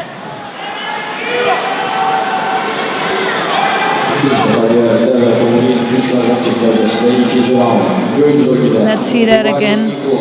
Completely missed the Uchimata. Dorvigny completely missed the Uchimata, but great steering from Stefan there. Good reaction, and it was a nice ippon.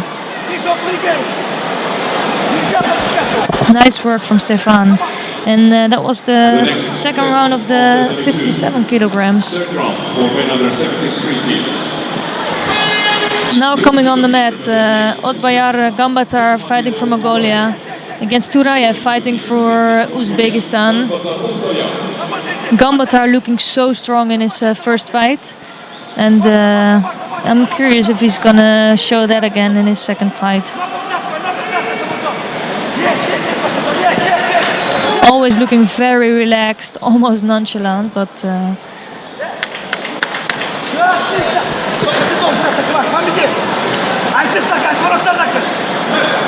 yeah, you can see that Turayev really knows the strength of Gambatar. He's always already trying to avoid the grip of Gambatar.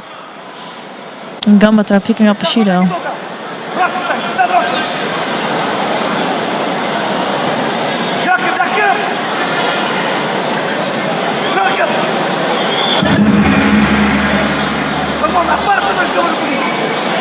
Yeah, and Gambatar having the top, but really good Ashiwaza from Turayev.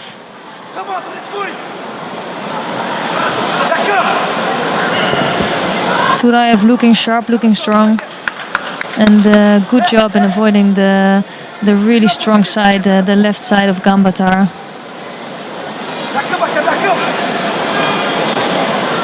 Controlling the sleeve, and now he's on. That's immediately Gambatar is gonna be dangerous.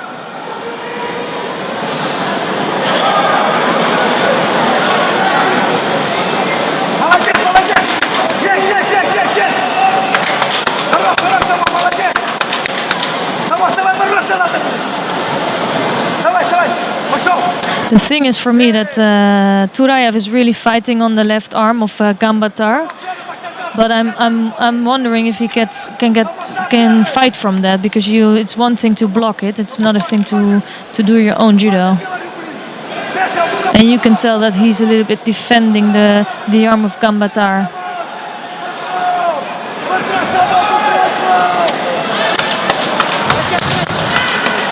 Gambatar looking really strong again, and Turaev really finding his way into some attacking.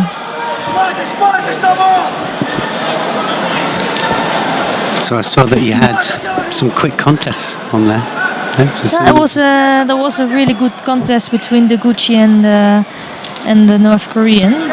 And the winner? Deguchi. She's been the most consistent, hasn't she, over the past 6 or 7 tournaments? She did. Only she suffered a loss in Budapest against Silva, but again, like Silva, now she lost to Klimkate, so I think the category under 57 is so open because all the top athletes, they can beat each other. And the Stefan fight? Yeah, during Gervigny, she tried an Uchimata but really missed the leg, and Stefan acted on that really good. Great ippon.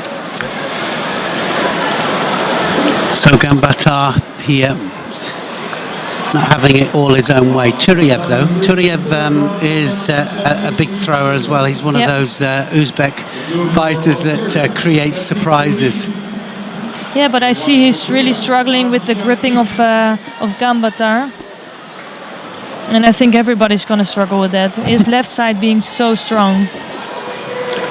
So physical, but you know, quite often the physicality, if it goes time or it goes into golden score, it can really pay. You really pay the costs and the consequences, because it's hard to keep that kind of power all the time. And there. That's going to be a score, is it? That was continuous. Gets the Wazari for it, Turiev. And it's exactly what you talked about a little bit, like the one being physically so strong, but Turaev in the end coming up with a good score there. Well, he kept at that, didn't he? There, they just kept at it, and manages to get a score in the end. Very physically strong, the Mongolian Gambatar, but Turiev just as strong.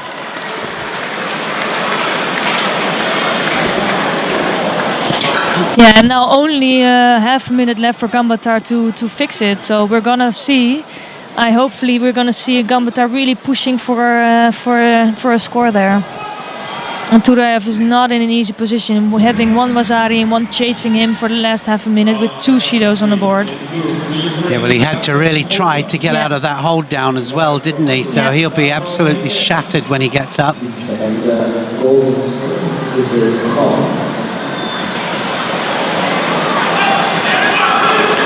Yeah, they hold their heads, don't they? They're not too happy. No.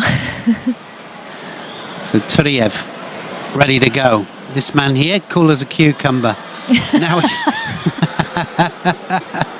you didn't know how cool a cucumber was, did you? I never heard that before. It's an English expression. Cool as a cucumber. Yeah, cool as a cucumber. And you'll never look at a cucumber the same again. I'm gonna ask you later to say that 10 times really fast.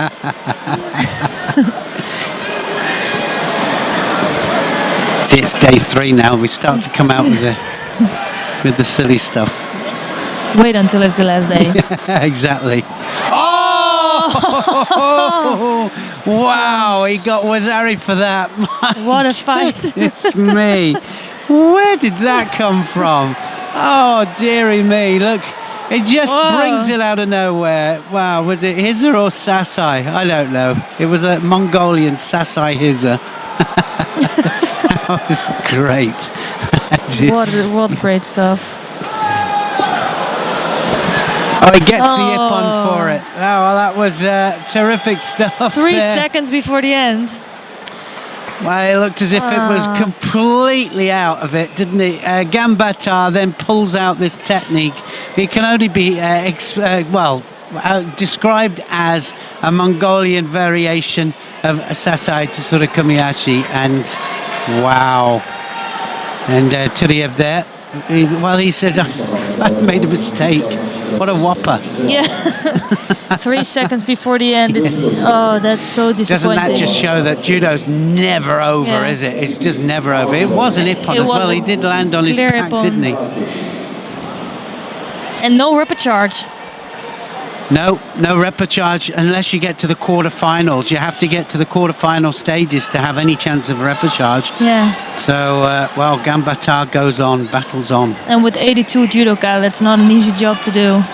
It isn't, is it? I mean, they've got that extra fight. 5 fights to get to anywhere near. Yeah, Sterpu here fighting for Moldova in white, facing An Yeon-sung for Korea in blue.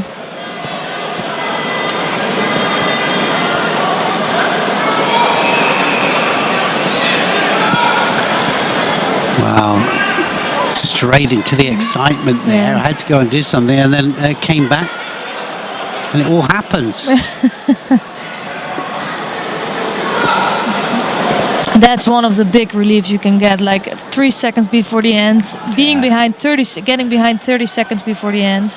All the action was in the last half a minute. Yeah, just never gave it up, did he? Never. No, and that you can keep the calm and really, because many people panic some seconds before the end and then nothing is going to happen. Like you said, just keep calm and never say never. You know, It's never over. We have another saying. I'm not going to tell you what it is, though. I'll tell you in private. It's Really? a good one. Yeah, it's not one to share with everybody. No, it's getting me really curious. I know. You remind me and I'll tell you. And gets a penalty there, just off the pace a little bit. Yep. The Moldavian really taking the fight to hand and just upsetting him that little bit. And, you know, with the thing is with technicians is that if you play the kind of judo that they want, then you kind of play their game. And this Moldavian here coming out, just dropping underneath him and just gripping him in different ways. And he can't settle, can he, Anne? No. He can't settle at all. And I think that's so important as a judoka to realize what is your game and where you're good at. Yeah. Because for example, I could practice an uchimata until I die, but I'm never gonna do it as well as the Japanese. No. And I'm never gonna score points with it. So I had to find my own tactics and my own way. And train that. Don't train your weak points. Train your strong points. Train what you're good at. Yeah.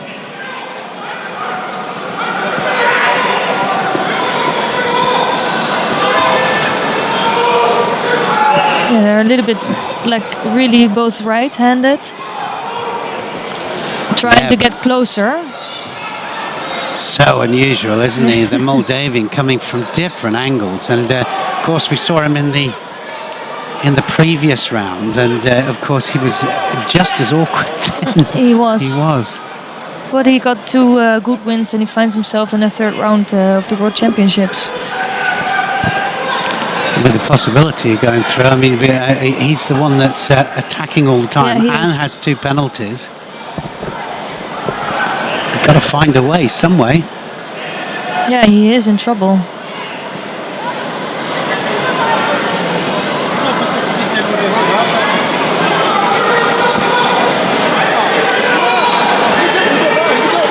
Yeah, and that's where you sometimes see that you really don't know how to fight these people.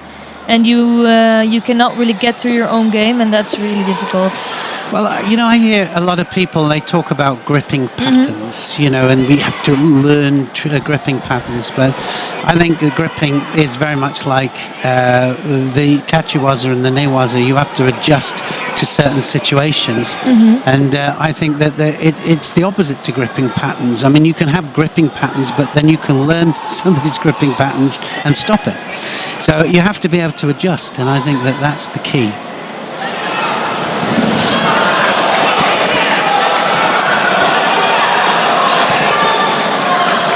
Yeah, still 2 shidas on the board for An, so really has to keep going. And Sterpu knows that also, so he's gonna try to push the attacks and push the 3rd shido.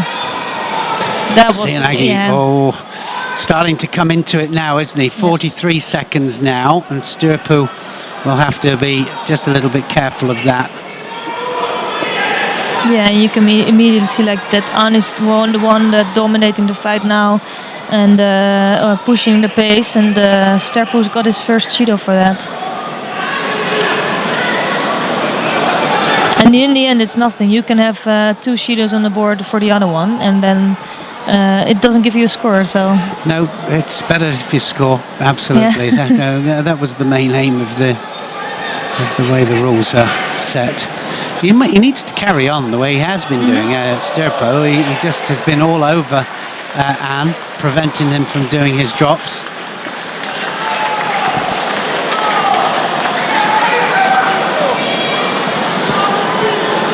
Yeah, the coach really asking for a Shido there. Well, and this is one of the points, is that's what we were trying to prevent. It's people playing for the third Shido or playing for the non-score. You know, it's not what we want to hear. We'd rather them say, let's go for the Ippon, let's get a score. Yeah, and you can understand why coaches do it, but it's just the wrong way of coaching also. And you're right, you can understand it, but...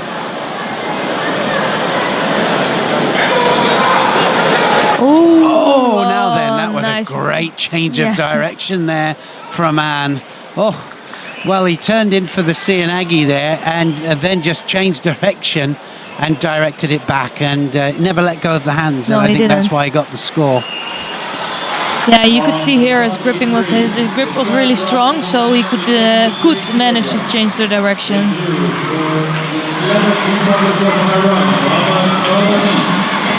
Yeah, he's gonna face Gambatar in the next round.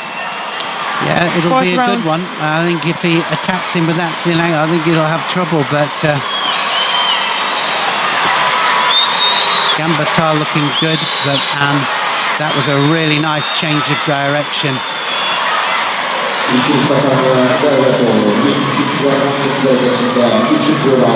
Yeah, Hidiat Heiderov is second time on the mat. But first we're going to probably see some replays of this fight. There's the left Seoinage and then the drive backwards. Yeah, you could see what you could see what Sturpo was going for. Well, he was going for the counter. Of course, if you go on your own back, you can't score from a counter if you go on your own back. It's impossible. No, and An turned. Yes. So he kind of gave it up. But anyway, here we go.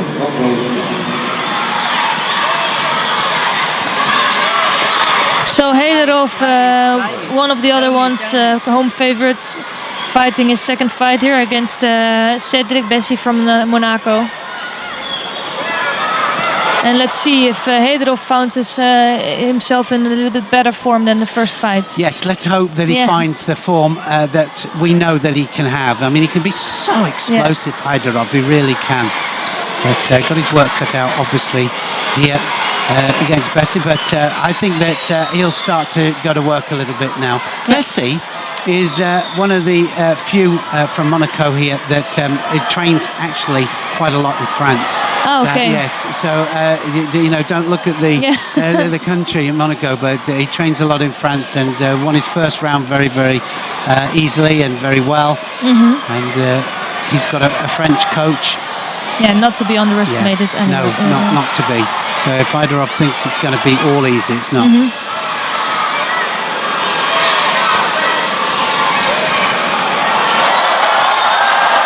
Yeah, good Seoinage attempt there.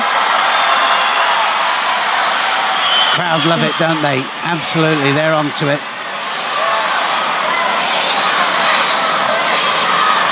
Yeah, he's trying different things there. Good groundwork and trying to tie up the top half. Can he get the leg out? Can he get the knee out? Well, he'll have to be careful he doesn't get both his legs trapped. It says.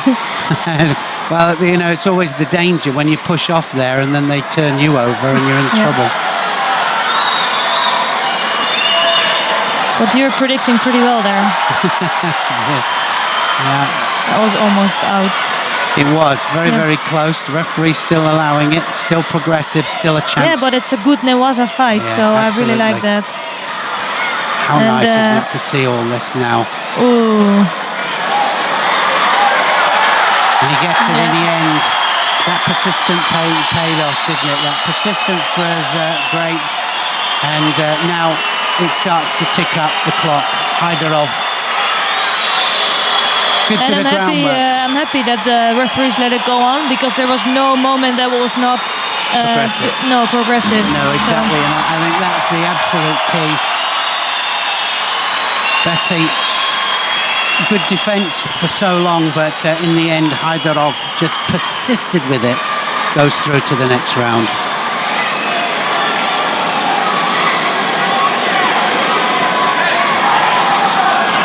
Yeah, and Hyderov, I don't think he showed his best judo yet, but it was not needed to come to the fourth round. So in the end, you have to get the job done. You do, yeah, especially World Championships. You know, it's all about progressing to the next round. Of course, we would like to see, wouldn't we? Ippons all the way. You know, that's I mean, we're judo people, you and I. So we need to see that.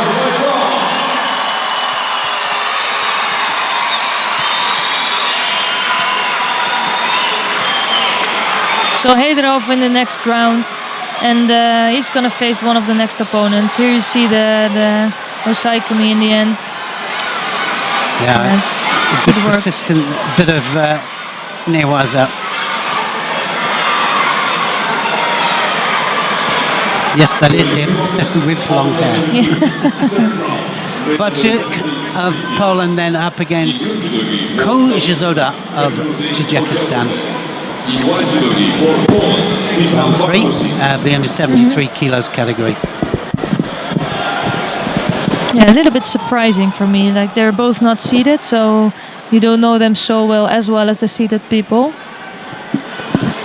But incredible, isn't it? For all the people, I was saying that there's probably 10, 15 that could end up on the roster. Yep.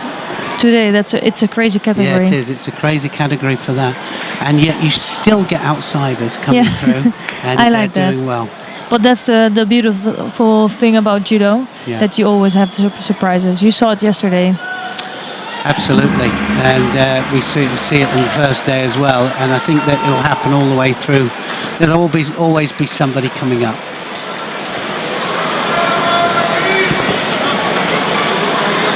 Koshizoda, Tajikistan in blue here.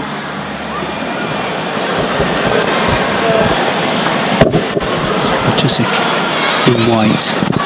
Just a little bit cautious, aren't they, these two? Cautious, that was the word I was looking for all the time. Thank you. Nice rotation there from Batusik.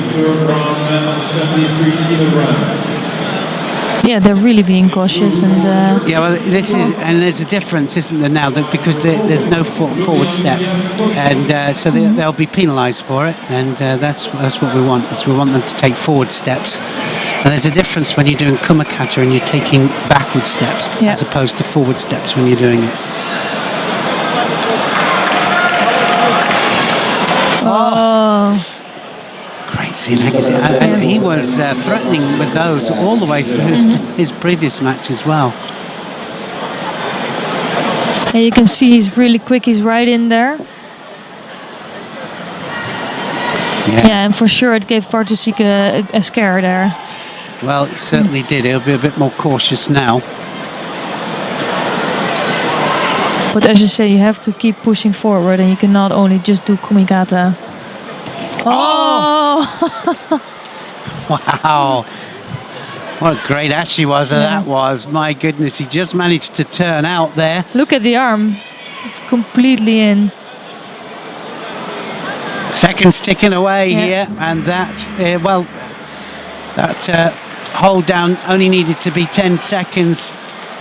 Batusik couldn't do anything about it. Kochizoda will go through to the next round. How unusual is that? Look at this Ashiwaza. Oh, wow. Diashi Barai, and I mean, that's the beauty about Diashi. I mean, they just catch the front foot, and it's one of those opportune ones, isn't it? Yeah, and it's one of my favorites because it's just really exciting, and it's always really unexpected. Just catch it sweet, and I mean that's the thing about Ashiwaza. If you catch it, then you don't feel it either. No. For this one, you need perfect timing. Yes, Yeah, and he's on to the next round, facing Heiderov in the next round. That was really beautiful. Just catches the front foot there and then directly into the hold down. And I don't think you'll find a name for that hold down when you look it up. I don't think there is one, but it was on. So Yoshida here, Tsukasa of Japan, is up against Montero, and this should be a belter. These two have had a lot of fights together.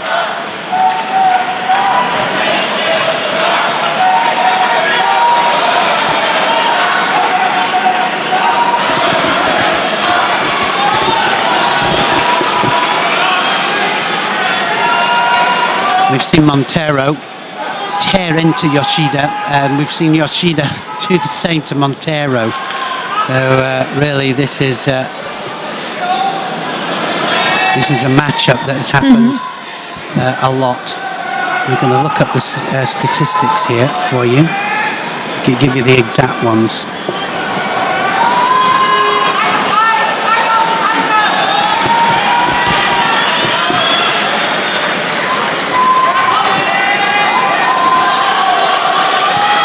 It's not that often they fought. They fought each other 2 times. And 1-1 last one, both. It's 1-1. There you go. What a time to have a little sort out. Yeah, and that's going to be quite interesting then. Yes, it is. Montero probably... Oh, she's in trouble here with the Nawaza. Yeah, she is in trouble because now she's going to try and get that leg out here, Yoshida. And... looking for the Newaza. I don't see it, but you don't see it very often when that leg doesn't come out, do you, with the Japanese? No. Or when it's out, when it was like now, and then it's going to be locked again. She'll tie up the top half. The referee allowing it to carry on. And now, again, trapped. And now she's going to look to tie up from the other side here. Montero not letting her settle. Yoshida will come back up to try and get that leg out. The problem is Montero has no arms down there anymore, like she has no arms to work with. Oh, so, it's going to turn in. There it is. That's going to be it. Oh, she doesn't have the arm. She hasn't got the arm, but the seconds are ticking up, and she's not settled yet. Montero needs to do it now. If she's going to do it, she needs to do it now. And that was a good bit of Newaza. And as always, as we pointed out there, the leg, it's not often it doesn't come out, even against somebody as experienced as Montero. Montero looks up and she'll be absolutely distraught with that. Yeah, she will be, but it was just great work from Yoshida and kept pushing. And I think Montero did a good job there, but it was just no stopping in that. Well, once you're in that position with the leg, with the Japanese, you're just... You've just got to keep hold of it and not move, haven't you? And she was doing the right thing, not letting it settle on the upper part of the body, but in the end, it didn't quite work. No, Yoshida being the first one to reach the quarterfinals today. Well, quarterfinals for Yoshida. Yoshida now 2-1 up in their head-to-heads. What a time to do it. Yeah.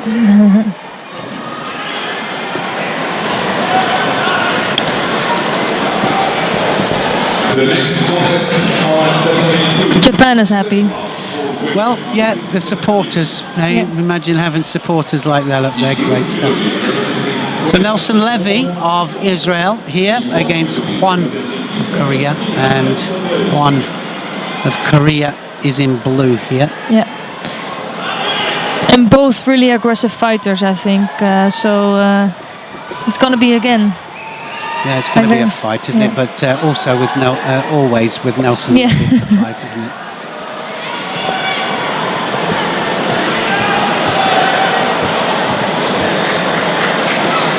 Yeah, nice in two directions, I think, from Kwon. Now is that on? Yeah. Nelson Levy might have that on. She was straight in for the shimmy. We saw a few of these yesterday. Directly in for the shimiwaza. The referee will check to see if it's over the face. Just manages to slip out.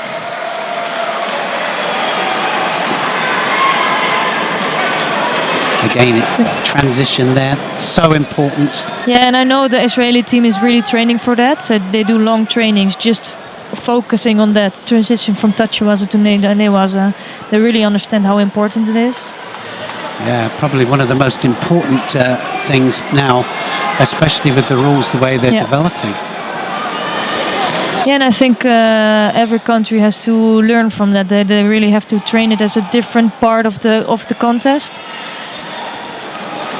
Well, I think that what sets us apart from BJJ and any kind of jiu-jitsu is the fact that we are standing and ground. So we have them both.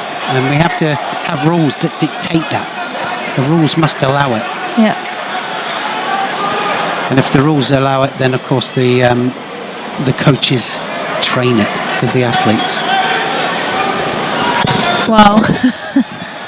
This is back and forth, isn't it? Nelson Levy there just crunches Kwon over. Oh, she doesn't. She almost had the arm there for the arm lock. It was good stuff, and now she has to really try to get out the leg. This leg might just come out of here. I think it should. Well, she's But really working hard here, isn't she, Nelson Levy, to get this leg out. Now is she going to tie up this? She's going to take the leg out now because that will come out. That's the Kashiwazaki way out. Oh, I think they should have given her a little bit more time, longer right? in there.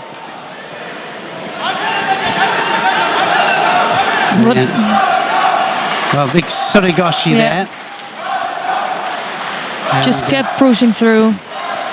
Yeah, so close. Nelson Levy got a score for that Surigoshi. Did you know that? You knew that, and you were keeping quiet. Just saw it on the scoreboard. Yeah, I figured you would read it on the screen at some point. Yeah, it's do the right thing and just have a look. Yeah, that's it.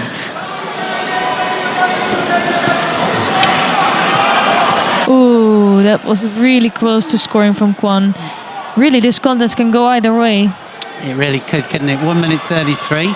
And now looking for the Sangaku possibility here. And even the Shimewaza. Yeah, Nelson Levy really giving it to the Korean. Every opportunity that she gets, she follows it down to the ground. Yeah, and I think what Nelson is good at is really overwhelming her opponent and trying to get over the top and really, how do you say that, eat her up or something? Yeah, I think it is. It's dominating, isn't it? It's absolute domination. But she is pretty open when she does that, and ooh, okay. That's going to be a Wazari. Yeah. That's a Wazari bat for Kwon. Nice little head she was at that, wasn't it? So it's never over. Kwon's not giving up on that.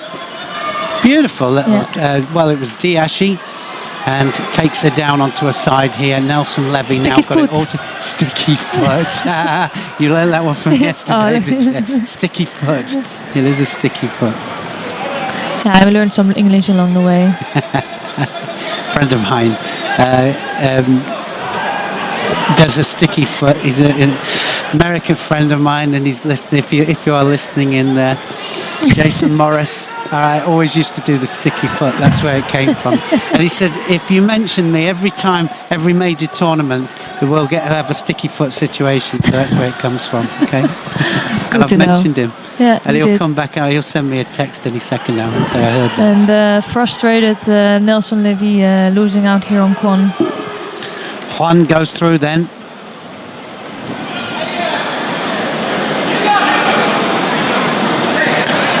Yeah, and as I was saying, that just what I was saying basically, that she really wants to go over the top, but she gets some. She's opening up with that, but that was beautiful from Juan. Really driving, wasn't it? Wow. What a change of direction here as well. That really could have gone either way. Yeah, it could have, absolutely. Jakova of Kosovo against Neto of France, and Neto is absolutely buzzing, isn't she? She's really going. But Gyakova being so strong, so yeah, it's really an interesting fight to see. I think maybe Gyakova is going to be the stronger one, but Neto with the sodas. I think she's going to get a penalty for going out. And that's also experience from Neto. Yeah, it is. I mean, different. Yeah, she kind of guided her out, didn't she? But difference between a push and a guide. Normally, head position will determine that. Referee's pretty sharp on it, though.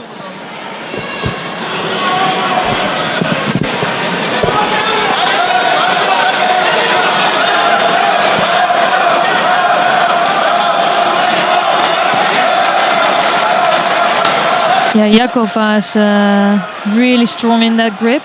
I think she has both lapels. Really controlling there.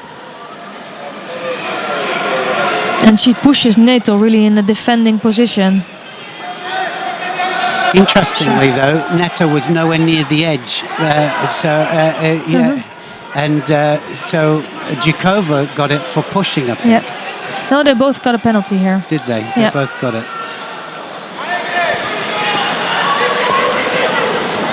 So hopefully we're gonna see later why they gave the penalties.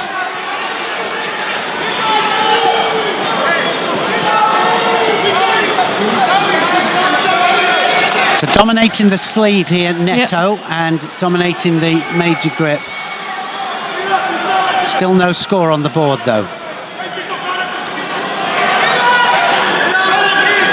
No, and the differences are so small. And now Jakova, she has 2 Shidos, so it's really risky now. This to take them through to the quarterfinal. Yeah, and just if you see that if they're both, for example, gonna get a Shido, how small the difference was between just a little mistake from Jakova in the beginning, and that's what does it now. Nice Uchimata attempt from Jakova.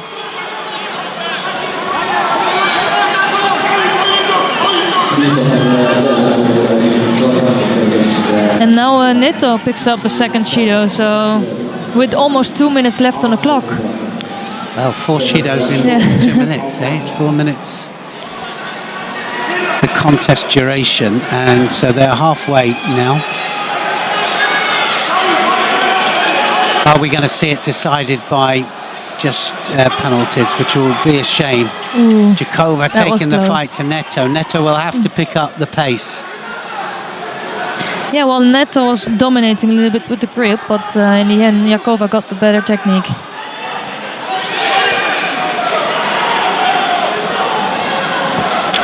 So a good fight on our hands here to get through to the quarterfinals.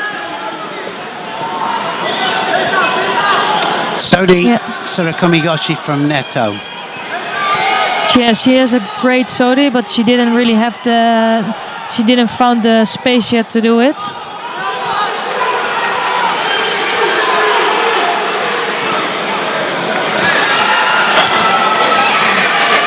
Well, she gets it. Jakova takes her backwards. And we'll have a little look. So Neto made a mistake there. She really did make a mistake. She knows she did as well. But look at the emotion from Jakova there.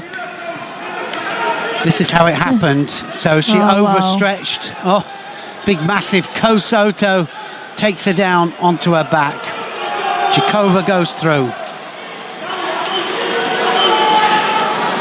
Yeah, Neto missing out on the quarterfinals must be painful for her.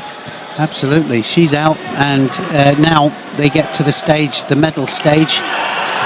Look at her feet there, came right the way off the ground, didn't they? Just, they really did. Overstretched, balance wasn't quite what it should have been, and Jakova just directs her back onto her back.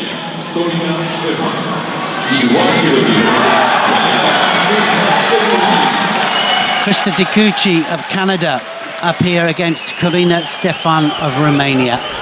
Yeah, and I'm really interested in this fight because Stefan was flying through the first 2 rounds. She scored really fast points and in a really good way. And of course, Dikuchi was struggling with Ri because Ri was a really strong contender, of course, but still. So let's see what's happening. Stefan, of course, formerly silver medalist at the Olympics. Oh, she's formerly named Capriorio. Capriorio, that's right. And I still can't get used to the Stefan, but Capriorio before she married, of course, and coming back, wow, very, very strong. Yeah.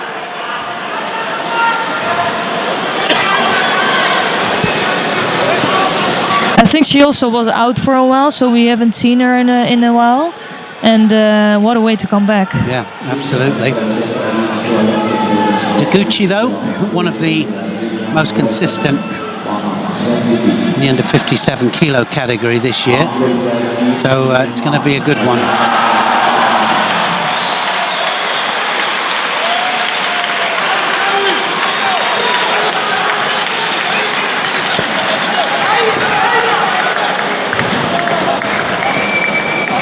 Oh, there's something. Yeah, opt in for the Uchimata. I thought something was going to happen there. That's my line. Sorry about that.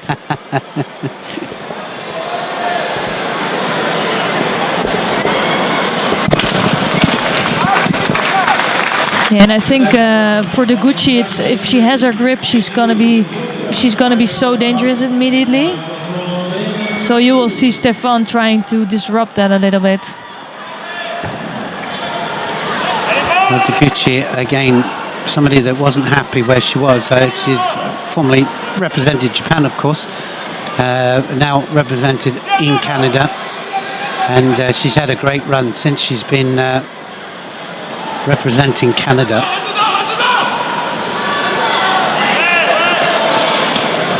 Yeah, and also I think the 57, they have such good fighters now in Canada with the Gucci, with Klimkate, and they've been really on the circuit this year. Well, Canada, of course, have got two in this category, haven't they? Klimkate's going through as well. Yeah, she is facing Dorshuren, the #1 seed, so that's a really tough draw for her, but both doing so well on the circuit, so it should be a good fight also. Oh, now then, that's going to be a score. And Stefan in all sorts of problems here. That was a really nice Osoda Gary to take Stefan over, and now holding her. Wow, she didn't look. Really... Yeah, well, she looked in all sorts of trouble there, didn't she? It all went away from her there. Yeah, and after having such a good first two fights, going out before the quarterfinals is very frustrating. Wow, that was a real hooking Osoda Gary as well, wasn't it? The foot really seemed to catch the knee. And I love the way the Gucci moves on the Neowaza also. Immediately knows where she is, and getting the good position for the Hosaikumi. That was great. Yeah, that was really nice also. Really nice. She hooked onto the knee, and well, it was almost like a second pair of hands there. Just pulled it in, and then straight into the hold down. Wow. Yeah, quick fights for us today. Yes. All happening here on mat number 2, and we've got a cracker here as well. This is Gambata Ubaya of Mongolia up against Anjeon Song of Korea. And this then to get through round 4 to the quarterfinal stage.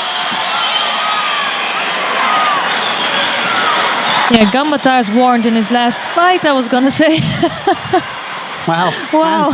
And straight underneath there. Yeah. Just keep on talking, that was great. And straight underneath, Gambata goes over the top. But it was taken off, so we didn't really see the landing. But it was so quick. Here we go, we're going to see it this time. Wow, Nagi. Quite rightly so too. Elbow out, no score. No. Easy to remember, and very easy for the referees, I think. So, but he now really is warned. Can I say that?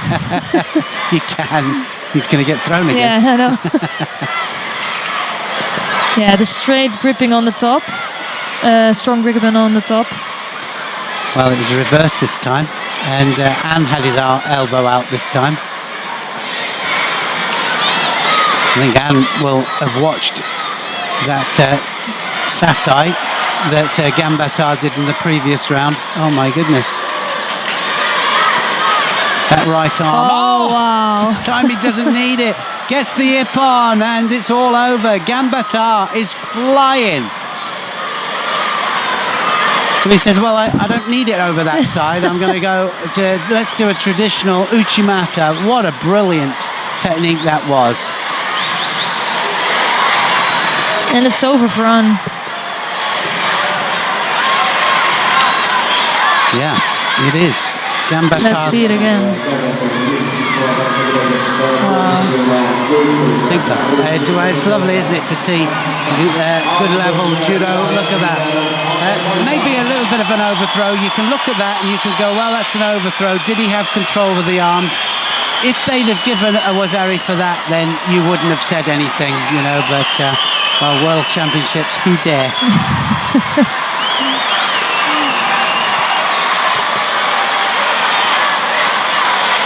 Now let's see about the next fight with Hidayat Heidarov fighting in the white against Behruzi Koyazoda of Tajikistan. Koyazoda really looking on form in the last few fights. And Heidarov still needed to warm up a little bit. Yeah, he was a lot better in the last one, wasn't he? Yeah, he was.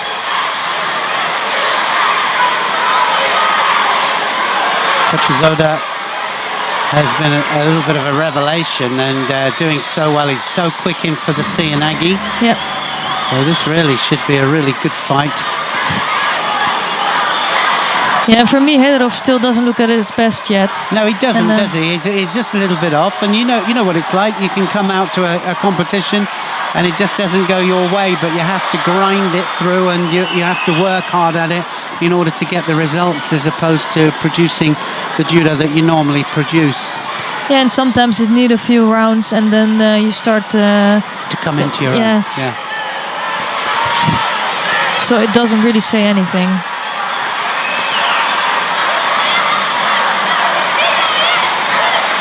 And 73, there's so many quality in there.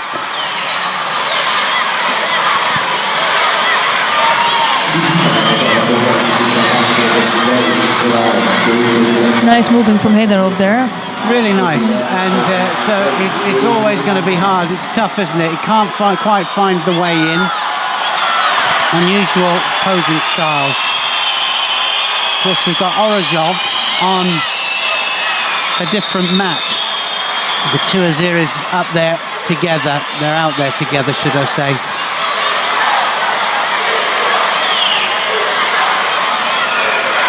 Yeah, nice treat for the Azeri crowd. Oh, it's brilliant, isn't it, May? It's created quite a little stir in this stadium. Home crowd absolutely loving it. Oh, now it's starting to wake up. Heidarov there trying to sneak in a Kosoto. Koyazoda just manages to avoid going over. Yeah, and I have the feeling that once there's going to be a throw, it's going to be a big throw. You can feel it, can't you? And you know the capability of both fighters. Both big throwers, and like you say, starting to wake up. Has he got that? Is that underneath? It might be underneath there. It might just be across the chin. If it's across the chin, it'll be mate. Yeah, but Koyazoda looked like he was a little bit in trouble there. Even though being on the chin, if they don't see it in time and you tap, it's all over. That's the thing, isn't it? You've got to stick your head up for them to see it. Yeah, but then immediately give some breath. Exactly. Not the easiest thing to do when you're in that position.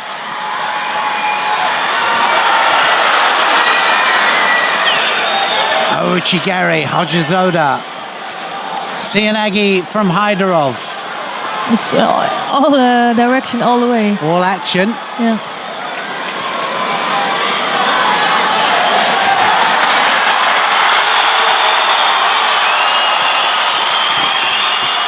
Quite a biased crowd. I'm really surprised. It is. Yeah, there's so much action going on in the stadium. We almost get a little bit distracted. Well, we've got to concentrate on this one here. Heidarov here, struggling. He's controlling the sleeve. He doesn't want too many of those, just dropping onto his back there. 40 seconds to go in this contest. Hoshizoda. 2 Shidos on the board, so can't afford another mistake.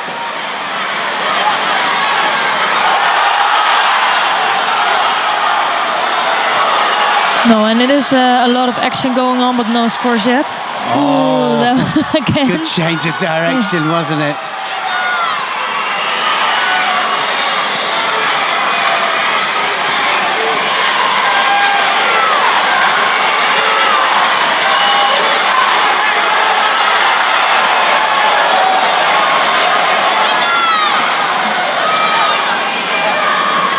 Well, this could go either way. Drop Sianagi, Hyderov. Just missing the gripping a little bit, but... Well, he has a quick look at the clock there. I think he just wanted to see how close. Didn't want to waste too much energy. It's going to go into golden score. 4 seconds left on the clock. But to be honest, I never understand that. With what? Like to look at the clock in the middle of an action. No, it's true, isn't it? Unless you're ahead. Yeah. Well, then it's different, isn't it? Yeah. You know, then you can just block out or not. But no other reason. But even if you're ahead, you just have to try to keep active and. We saw it with Abe yesterday. He was Ari up, and 4 seconds from the end, he still wanted to throw for it. Oh, that was really close. Wow, how close is you that think that's now it? then? You're going to score that? He was on the leg. Yeah. So was it a score with a leg, gripping the leg? We have to see the you have to replay see for that. She'll ask, I think, to see it back and watch this. Here we go. And he has the leg, look. So he has the leg. No, he has the lapel, I guess. Well, that's I think true. it was the leg? Yeah, no, you're right. But he had control of the leg. But you're right. It was actually having the lapel, which was between the legs, which controlled the legs. I think they're going to score it. Yes, they are. Yeah, that was a really good observation. Well done with that one. So some people might say, oh, well, it was a leg grab, and that's what my initial thoughts were. And then, like you said, he had the lapel, and just because it's like somebody coming in for Sianagi, going between the legs there and coming back up, but they still have the lapel. Leg grab or not, that's the decision.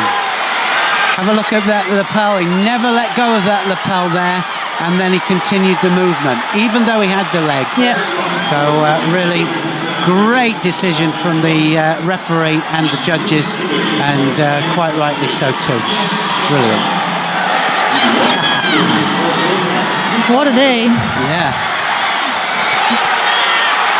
And in the meantime, Orezhov is on the other mat, struggling also in his fight against Sento Chir from Mongolia. Yeah, 3 minutes into golden score there. Oh no. Oh. Now then, well, we're commentating another match here. We're going on another match. Can you imagine how exciting it is here? Right, we're back to this look of the crowd. Here we go. Next one's up then, interestingly, in the under 57 kilos here on mat 2. And we shouldn't commentate another mat because all the commentary being commentated by somebody else there. Yeah, we're going to focus on the number 2 seed Yoshida Tsukasa fighting for Japan in white against Yong Yoo-jong for Korea fighting in blue. And it's going to be the first quarterfinal, so it's for fighting for a place in the semi-finals today. Should be great.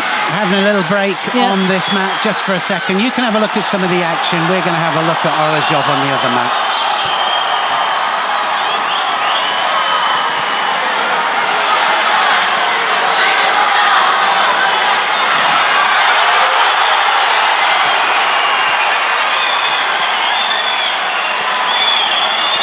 Yeah, what a crowd here, right?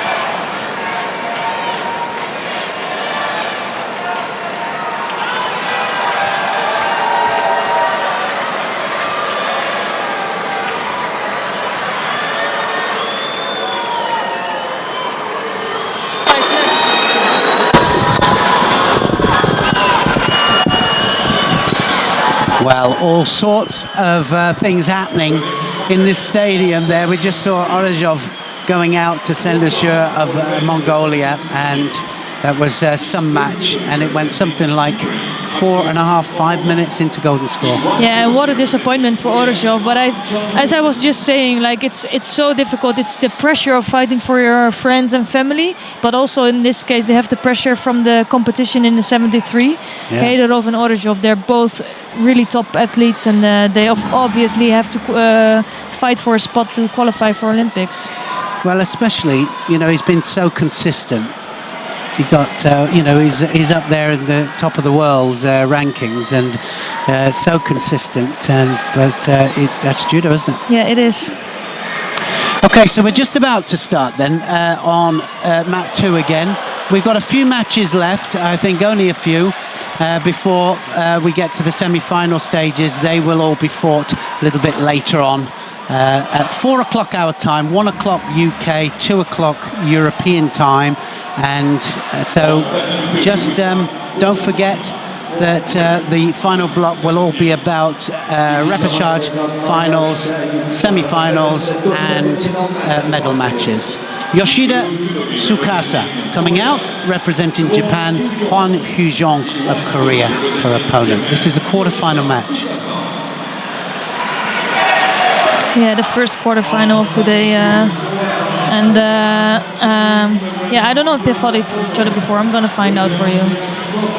Okay, well, Yoshida, gotta say, just made absolute short work in the previous match. Just really did, and I think that.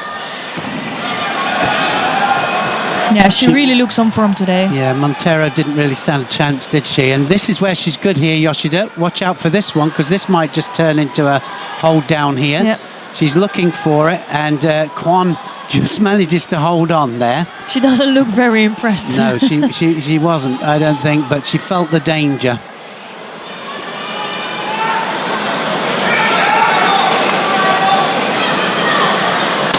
Well, we said that the Japanese strength would be in the lighter weights, and it certainly is. Yeah, they've shown that for sure. They really have, haven't they? But Obitori Gaeshi here looking for the arm and looking for the turnover. She'll wrap up that arm, and this is it. She's going to get that leg out and directly into the hold down. Yeah, so strong at that. Just needs to readjust balance now, and she does. Hwan now in trouble, real trouble. Yoshida just needs to keep. Now then, that leg trapped. She'll get the leg out again. I'm almost. It's just a calculated guess that she might just take that leg out. Hwan manages to stop the ippon. How she managed to do that, I don't know. It's still going to come out. The referee's still letting it go on, and well, she gets a wazari for it, Yoshida. Well, all respect to Hwan there. Yeah, I just thought exactly the same, just big respect, because she wasn't going to give it up.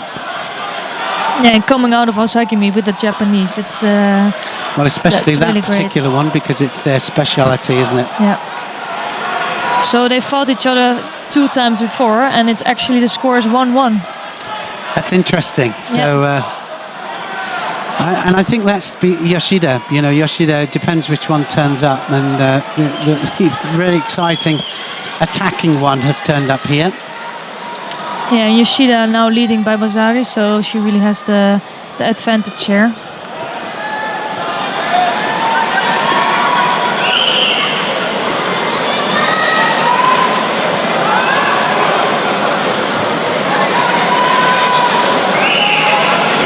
Hwan for sure is aggressive. She is, and she's a hard fighter. She's a tough, isn't she? She really is. She's grinding it out here with Yoshida. Yoshida going to wrap that arm up, is she? Yeah.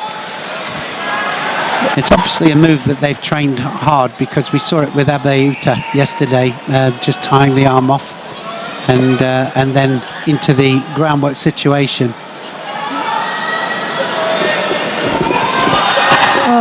That's going to be it. It's all over. It's all over. Yoshida was at Ippon, and this time driving Osaragari finishes the contest. Yeah, and it's a nice change because many times you see her just pushing for the Ochimata, and here you see a little bit how do you say that? Versatile? How much different throws they have. Yeah, a variation. Yeah. So she hasn't she? A lot of variation, and shows that she has a lot to her armory, actually. And that Osoto Tosh there, taking her opponent down for the second Wazari. Yeah, that was really good work. This is the groundwork that she scored the other Wazari with. Thought it was all over.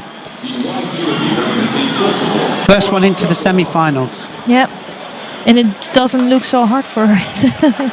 No, she made easy work of it, didn't she? So Jakova, Kozova and Deguchi of Canada here now to see who goes through to meet her in that semi-final.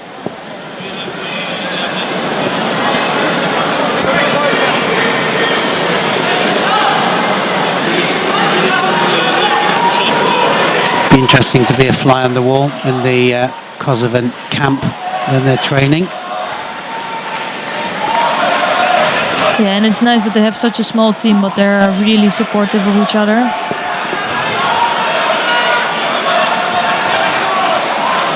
Yeah, and every one of them comes out the same mould, which is interesting. Yeah, they must do something right. Yeah, something about the training. It's very physical, isn't it? And I've heard that it's very physical, and you can see that every one of them hard as nails. And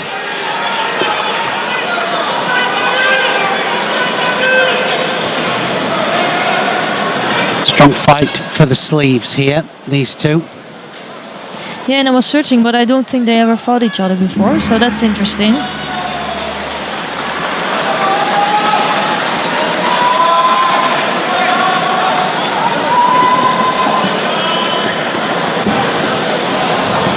And here you really see the Gucci as like the Japanese style, and Jakova is physically so strong.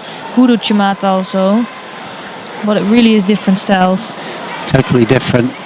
It's interesting to see how they handle each other, isn't it? You know. It is. On Tatami 3, 4th round, and number 73 kilogram, in blue for France,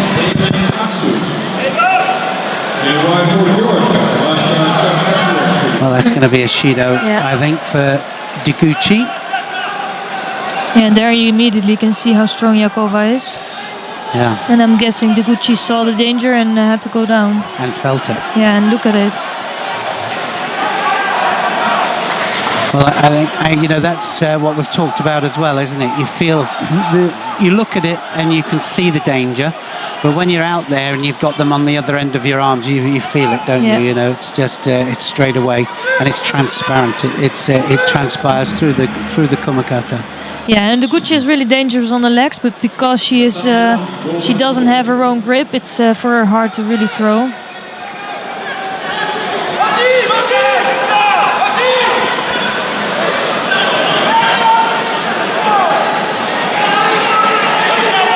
And for me, Jakova looks really strong today. Yes, she does. And confident as well. Confident, strong. She doesn't look tired. And I think the Gucci is struggling a little bit more with that. She never looks tired though, does she, Jakova? Just always just coming forwards. Oh. That's the only way she knows. On the backside, I don't think that was a score. No. But for me, it's interesting to see because Jakova was on top and she basically was dominating, and then still the Gucci manages to get Jakova to the ground. So it says a little bit about the force of the Gucci, of the throwing skills.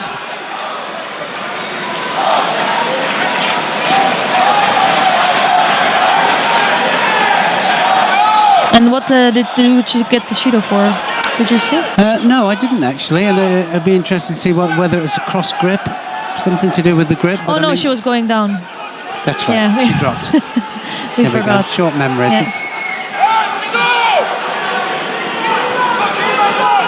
Yeah, trying to unbalance her a little bit with the Ashiwaza. Sorisura Kamigoshi this time from Deguchi.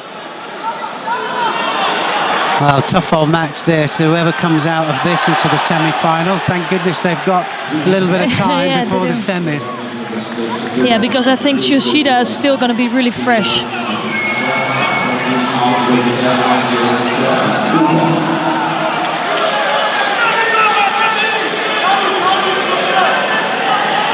So the referee is taking some time. I don't know what's going on. No, I don't. Whether somebody's touched. Yeah. Sorry, what were you saying? I'm not sure whether that somebody touched something. Oh, it's a Wazari. So it's a Wazari scored there to Deguchi, and I don't know. Well, hopefully we're going to see it back any second now. Yeah, that must have been a Soritsu Komiyoshi, but I don't know. We didn't see it from multiple angles. No, we didn't. She just needs to hold off now, and she's in the semi-final. The Canadians will be just willing that 7 seconds to go. Yeah, and I'm really... Oh, like here we see it.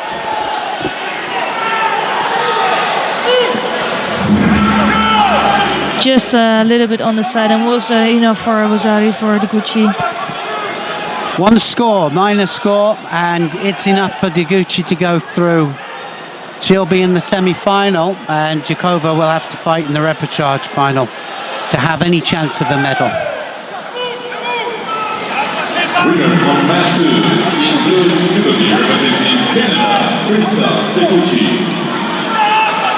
Now I'm ready for the next fight. Are you? You up for it? I don't know if they're going to continue right away. I think so. I would have thought so. There's no excuse not to. So this was the Sorisura Komigoshi that took Jakova down onto her side. Wasn't a score, wasn't it? But it was certainly borderline, wasn't it?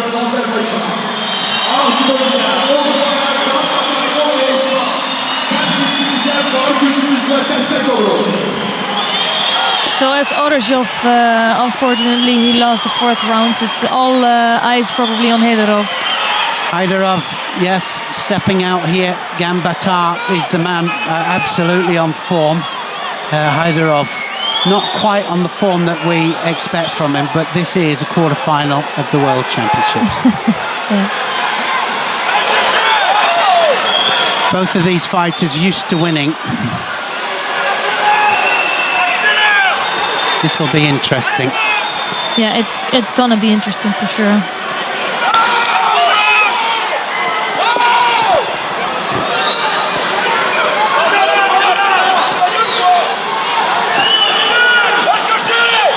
Yeah, and the left grip from Gambata is so strong. Now, starting to really attack hard. Cianagi as well. And you could see that just the stance there from Gambata, just so physically strong with his defence. But I will say this, that if you do catch it right sometimes, in the latter part of the contest mostly, Gambata can be thrown. Yeah, you even saw him having a big scare in the beginning of the last contest against the Korean. Absolutely. Well, because he is so stiff with it and so rigid.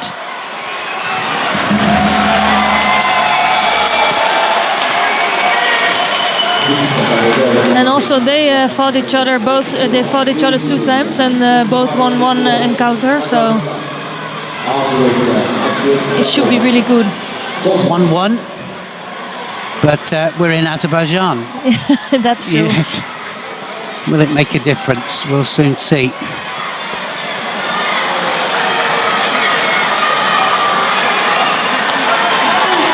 Yeah, but it's really they know each other well, and so they know their advantages, and you can see that. Yeah, they do, and just a bit cautious here as well. Left against right, so that sleeve just being that little bit awkward to grip. Both really want to control on that sleeve because that's what's gonna help them make the score. Both get a penalty then. Shido up for not gripping up, not attacking.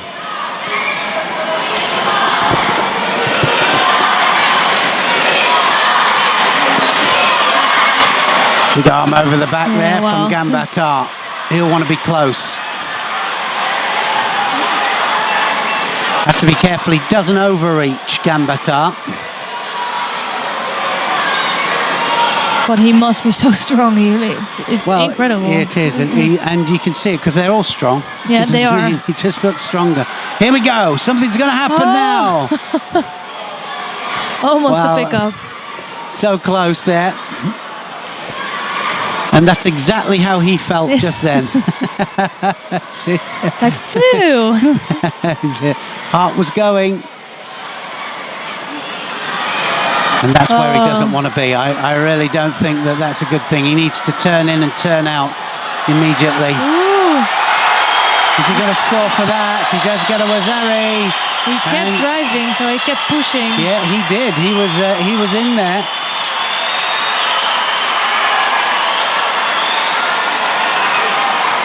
Sianagi goes again, carries on rotating, and it was all one movement, wasn't it, there? And Gambatar should have killed it dead. Gambatar's not finished. 1 minute to go. It's going to come on strong. No, what a fight this is, really. I think Hyderov has to be careful. When he turns in, it's got to be a proper attack. Yeah, and he's going to get the Judo soon for this kind of stuff. And he's lucky that Gambatar's going down with him, I think. He's had to push, hasn't he, all the way through in this competition, and he's not been on the best of form. We know that. But he has just plugged away. And I think that now he's wasting time, for sure. Yeah. And the referee needs to kind of stand this kind of situation. This is where you need to recognise time wasting. Yeah, all in the favour for Haydarov. Well, yeah, absolutely. I mean, give more time for Newaz, sure, but let's get him up. 17 more seconds in his fight. And Haydarov doesn't. He has one Judo now, but he's still can burn a Judo. So, but he has to really watch out there. Well, we've seen Gambatar pull it back in the last 3 seconds. Yeah. He can do it. Anybody can do it. He can do it. Second penalty up there for Hydarov. But he really can't just run. No, he can't drop down. That was a drop. Stupid. Come on, that was a drop. Now, if they give it, but he dropped, you know, and I don't care if it's in the first 3 seconds or the last 3 seconds. And the referee has said carry on, and that was the difference between somebody else winning and not him. Yeah. So, I mean, do you give the penalty or do you not give the penalty just because it's the World Championships? And because it's in the last seconds, but it was a complete drop. Well, this is the score. This isn't the drop. Hopefully, we'll have. It was a really good score, though. Yeah, it was a great score. But that, you know, either the rules we keep them going all the way through, or we don't. Is it difference in the last 10 seconds? No, it's not. Just because we're in Azerbaijan, I don't know. Anyway, it would have taken a brave man to have given that. I know it would have, but. What exciting fighting on the third day of the World Championships today. Absolutely. Fantastic fighting. Hydarov is in the semi-final and Orozhov out. This was the score. Sianagi again, rotates all the way around. And I love it because the first attempt is not that great and he has a lot of space in between, but he just thinks, hey, I'm gonna go in again. He did. There's a chance. So it's been an interesting morning. We've seen some drama and we've seen some great ippons, Tachiwaza and Newaza. And as always, it's been absolutely unbelievable. It's been an absolute pleasure. And well, Esther and I have had a great time. We've been up and we've been down. And well, we're going to be joining you at 4 o'clock our time, 1 o'clock UK time, 2 o'clock European time for the repechage finals, the semi-finals and the medal matches. So join Sheldon and I then. Until then, from Esther and I, goodbye for now. Yeah, goodbye.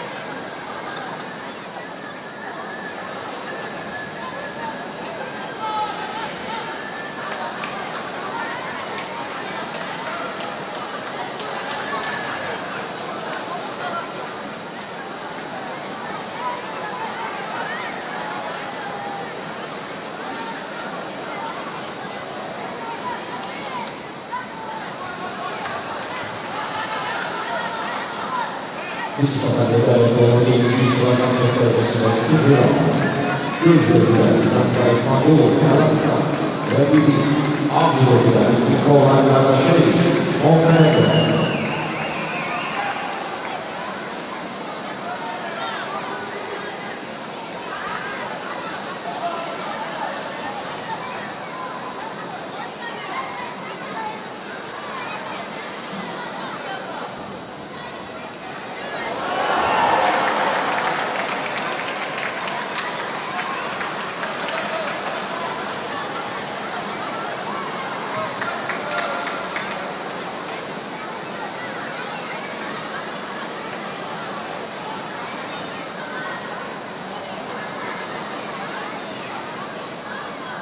The winner on Tatami 3 and in the semi-final coming over 73 kilogram for Korea, An Shang-in.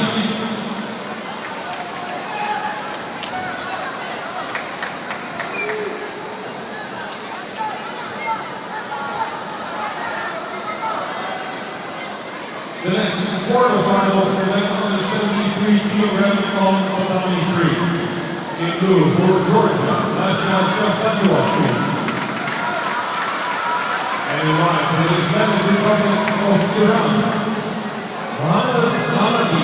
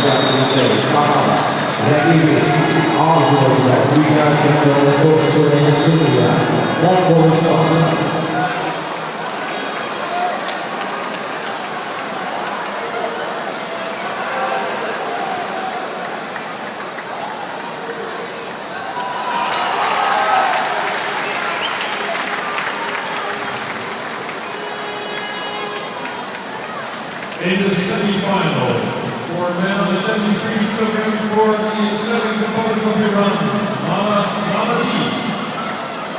This was the last round on Tatami 3.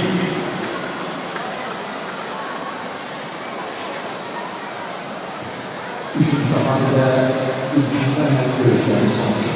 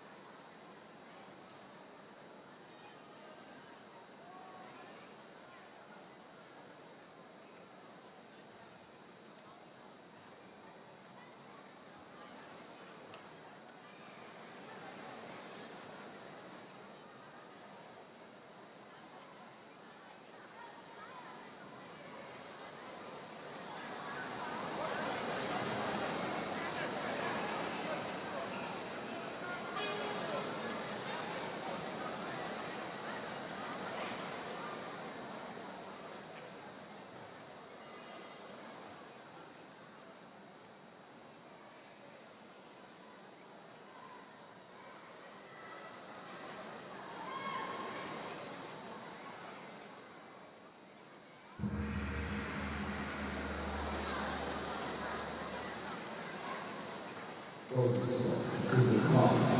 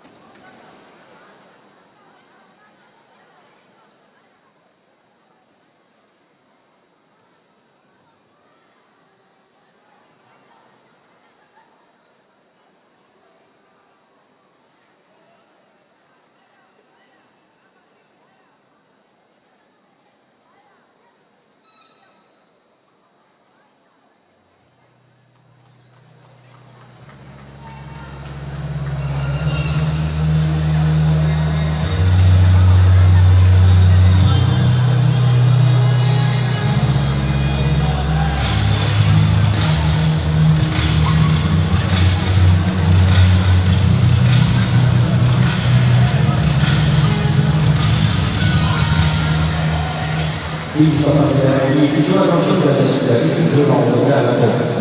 Görüşürüz. İyi oyunlar geliyorlar. Volkan Sağ. Rakibi ağızda ilerleyen Mesela Fransa.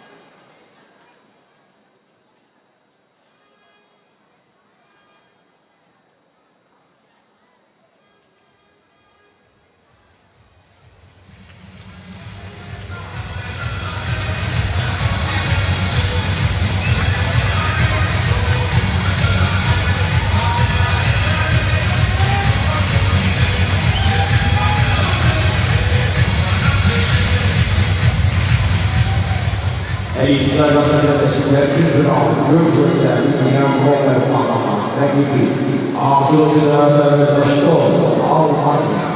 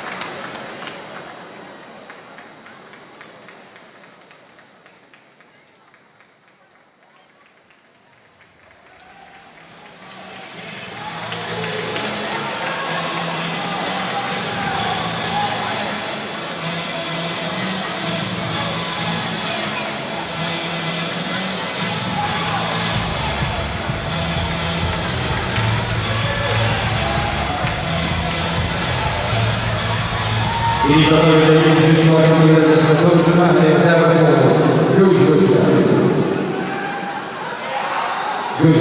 Pion França, equipe Aljoita, Grinagino, Hashimoto Soichi, Japonia.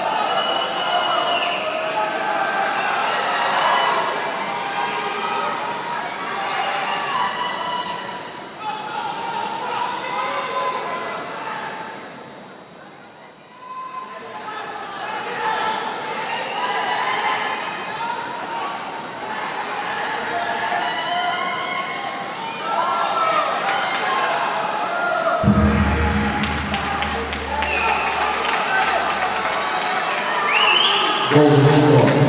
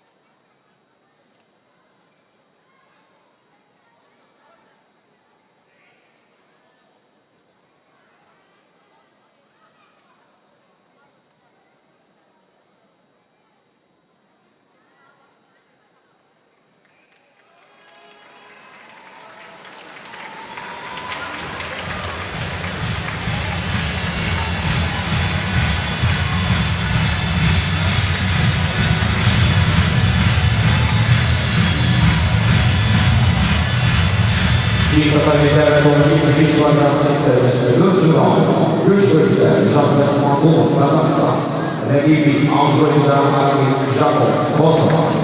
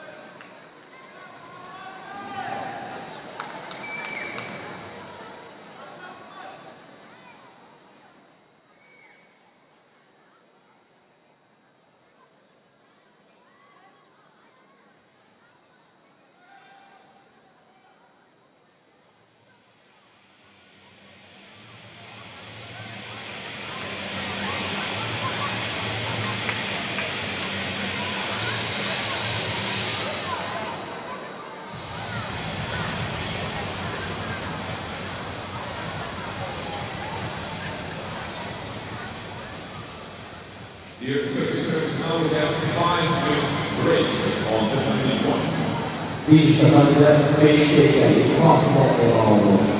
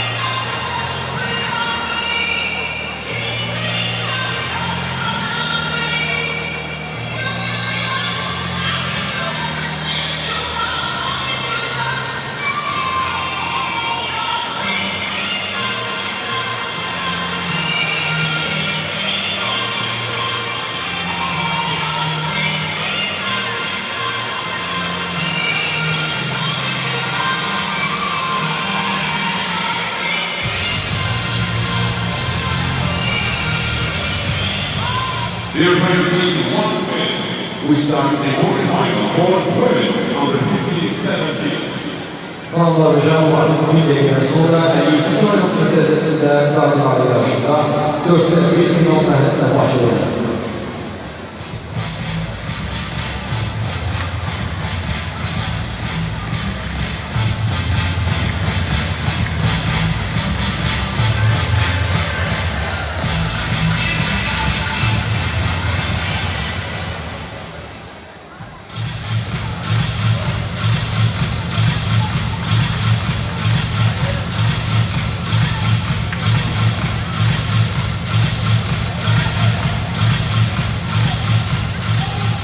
Ladies and gentlemen, the quarterfinal for women under 57 kilos. Hanımlar ve canlar, ilk iki ayağında 4'te 1 final görüşlerine başlıyor. Dəvət olunur, görüşürükdə Elimination, Fransa və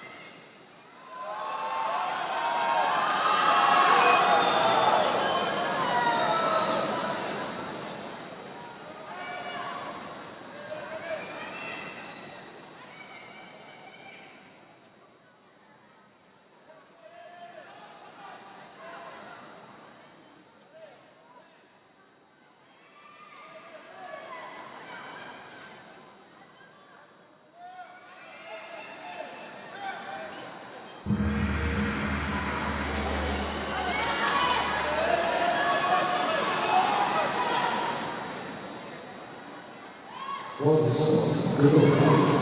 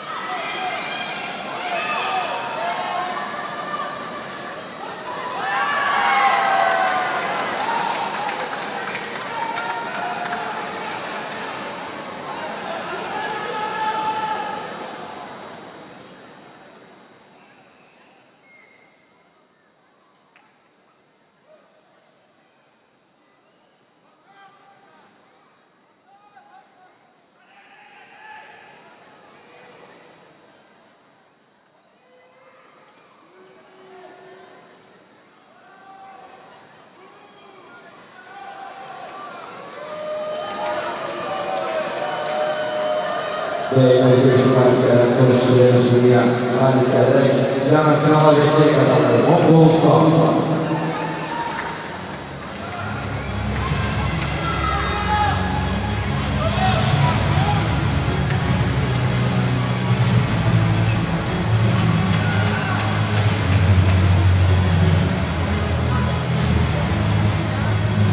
İlk safhada devletlere en büyük anlamda 4'te bir final görüşüyor. Göz önünde rekordan Smith Davis, İtalya, rakibi Avrupa'da, Teresa Schott, Almanya.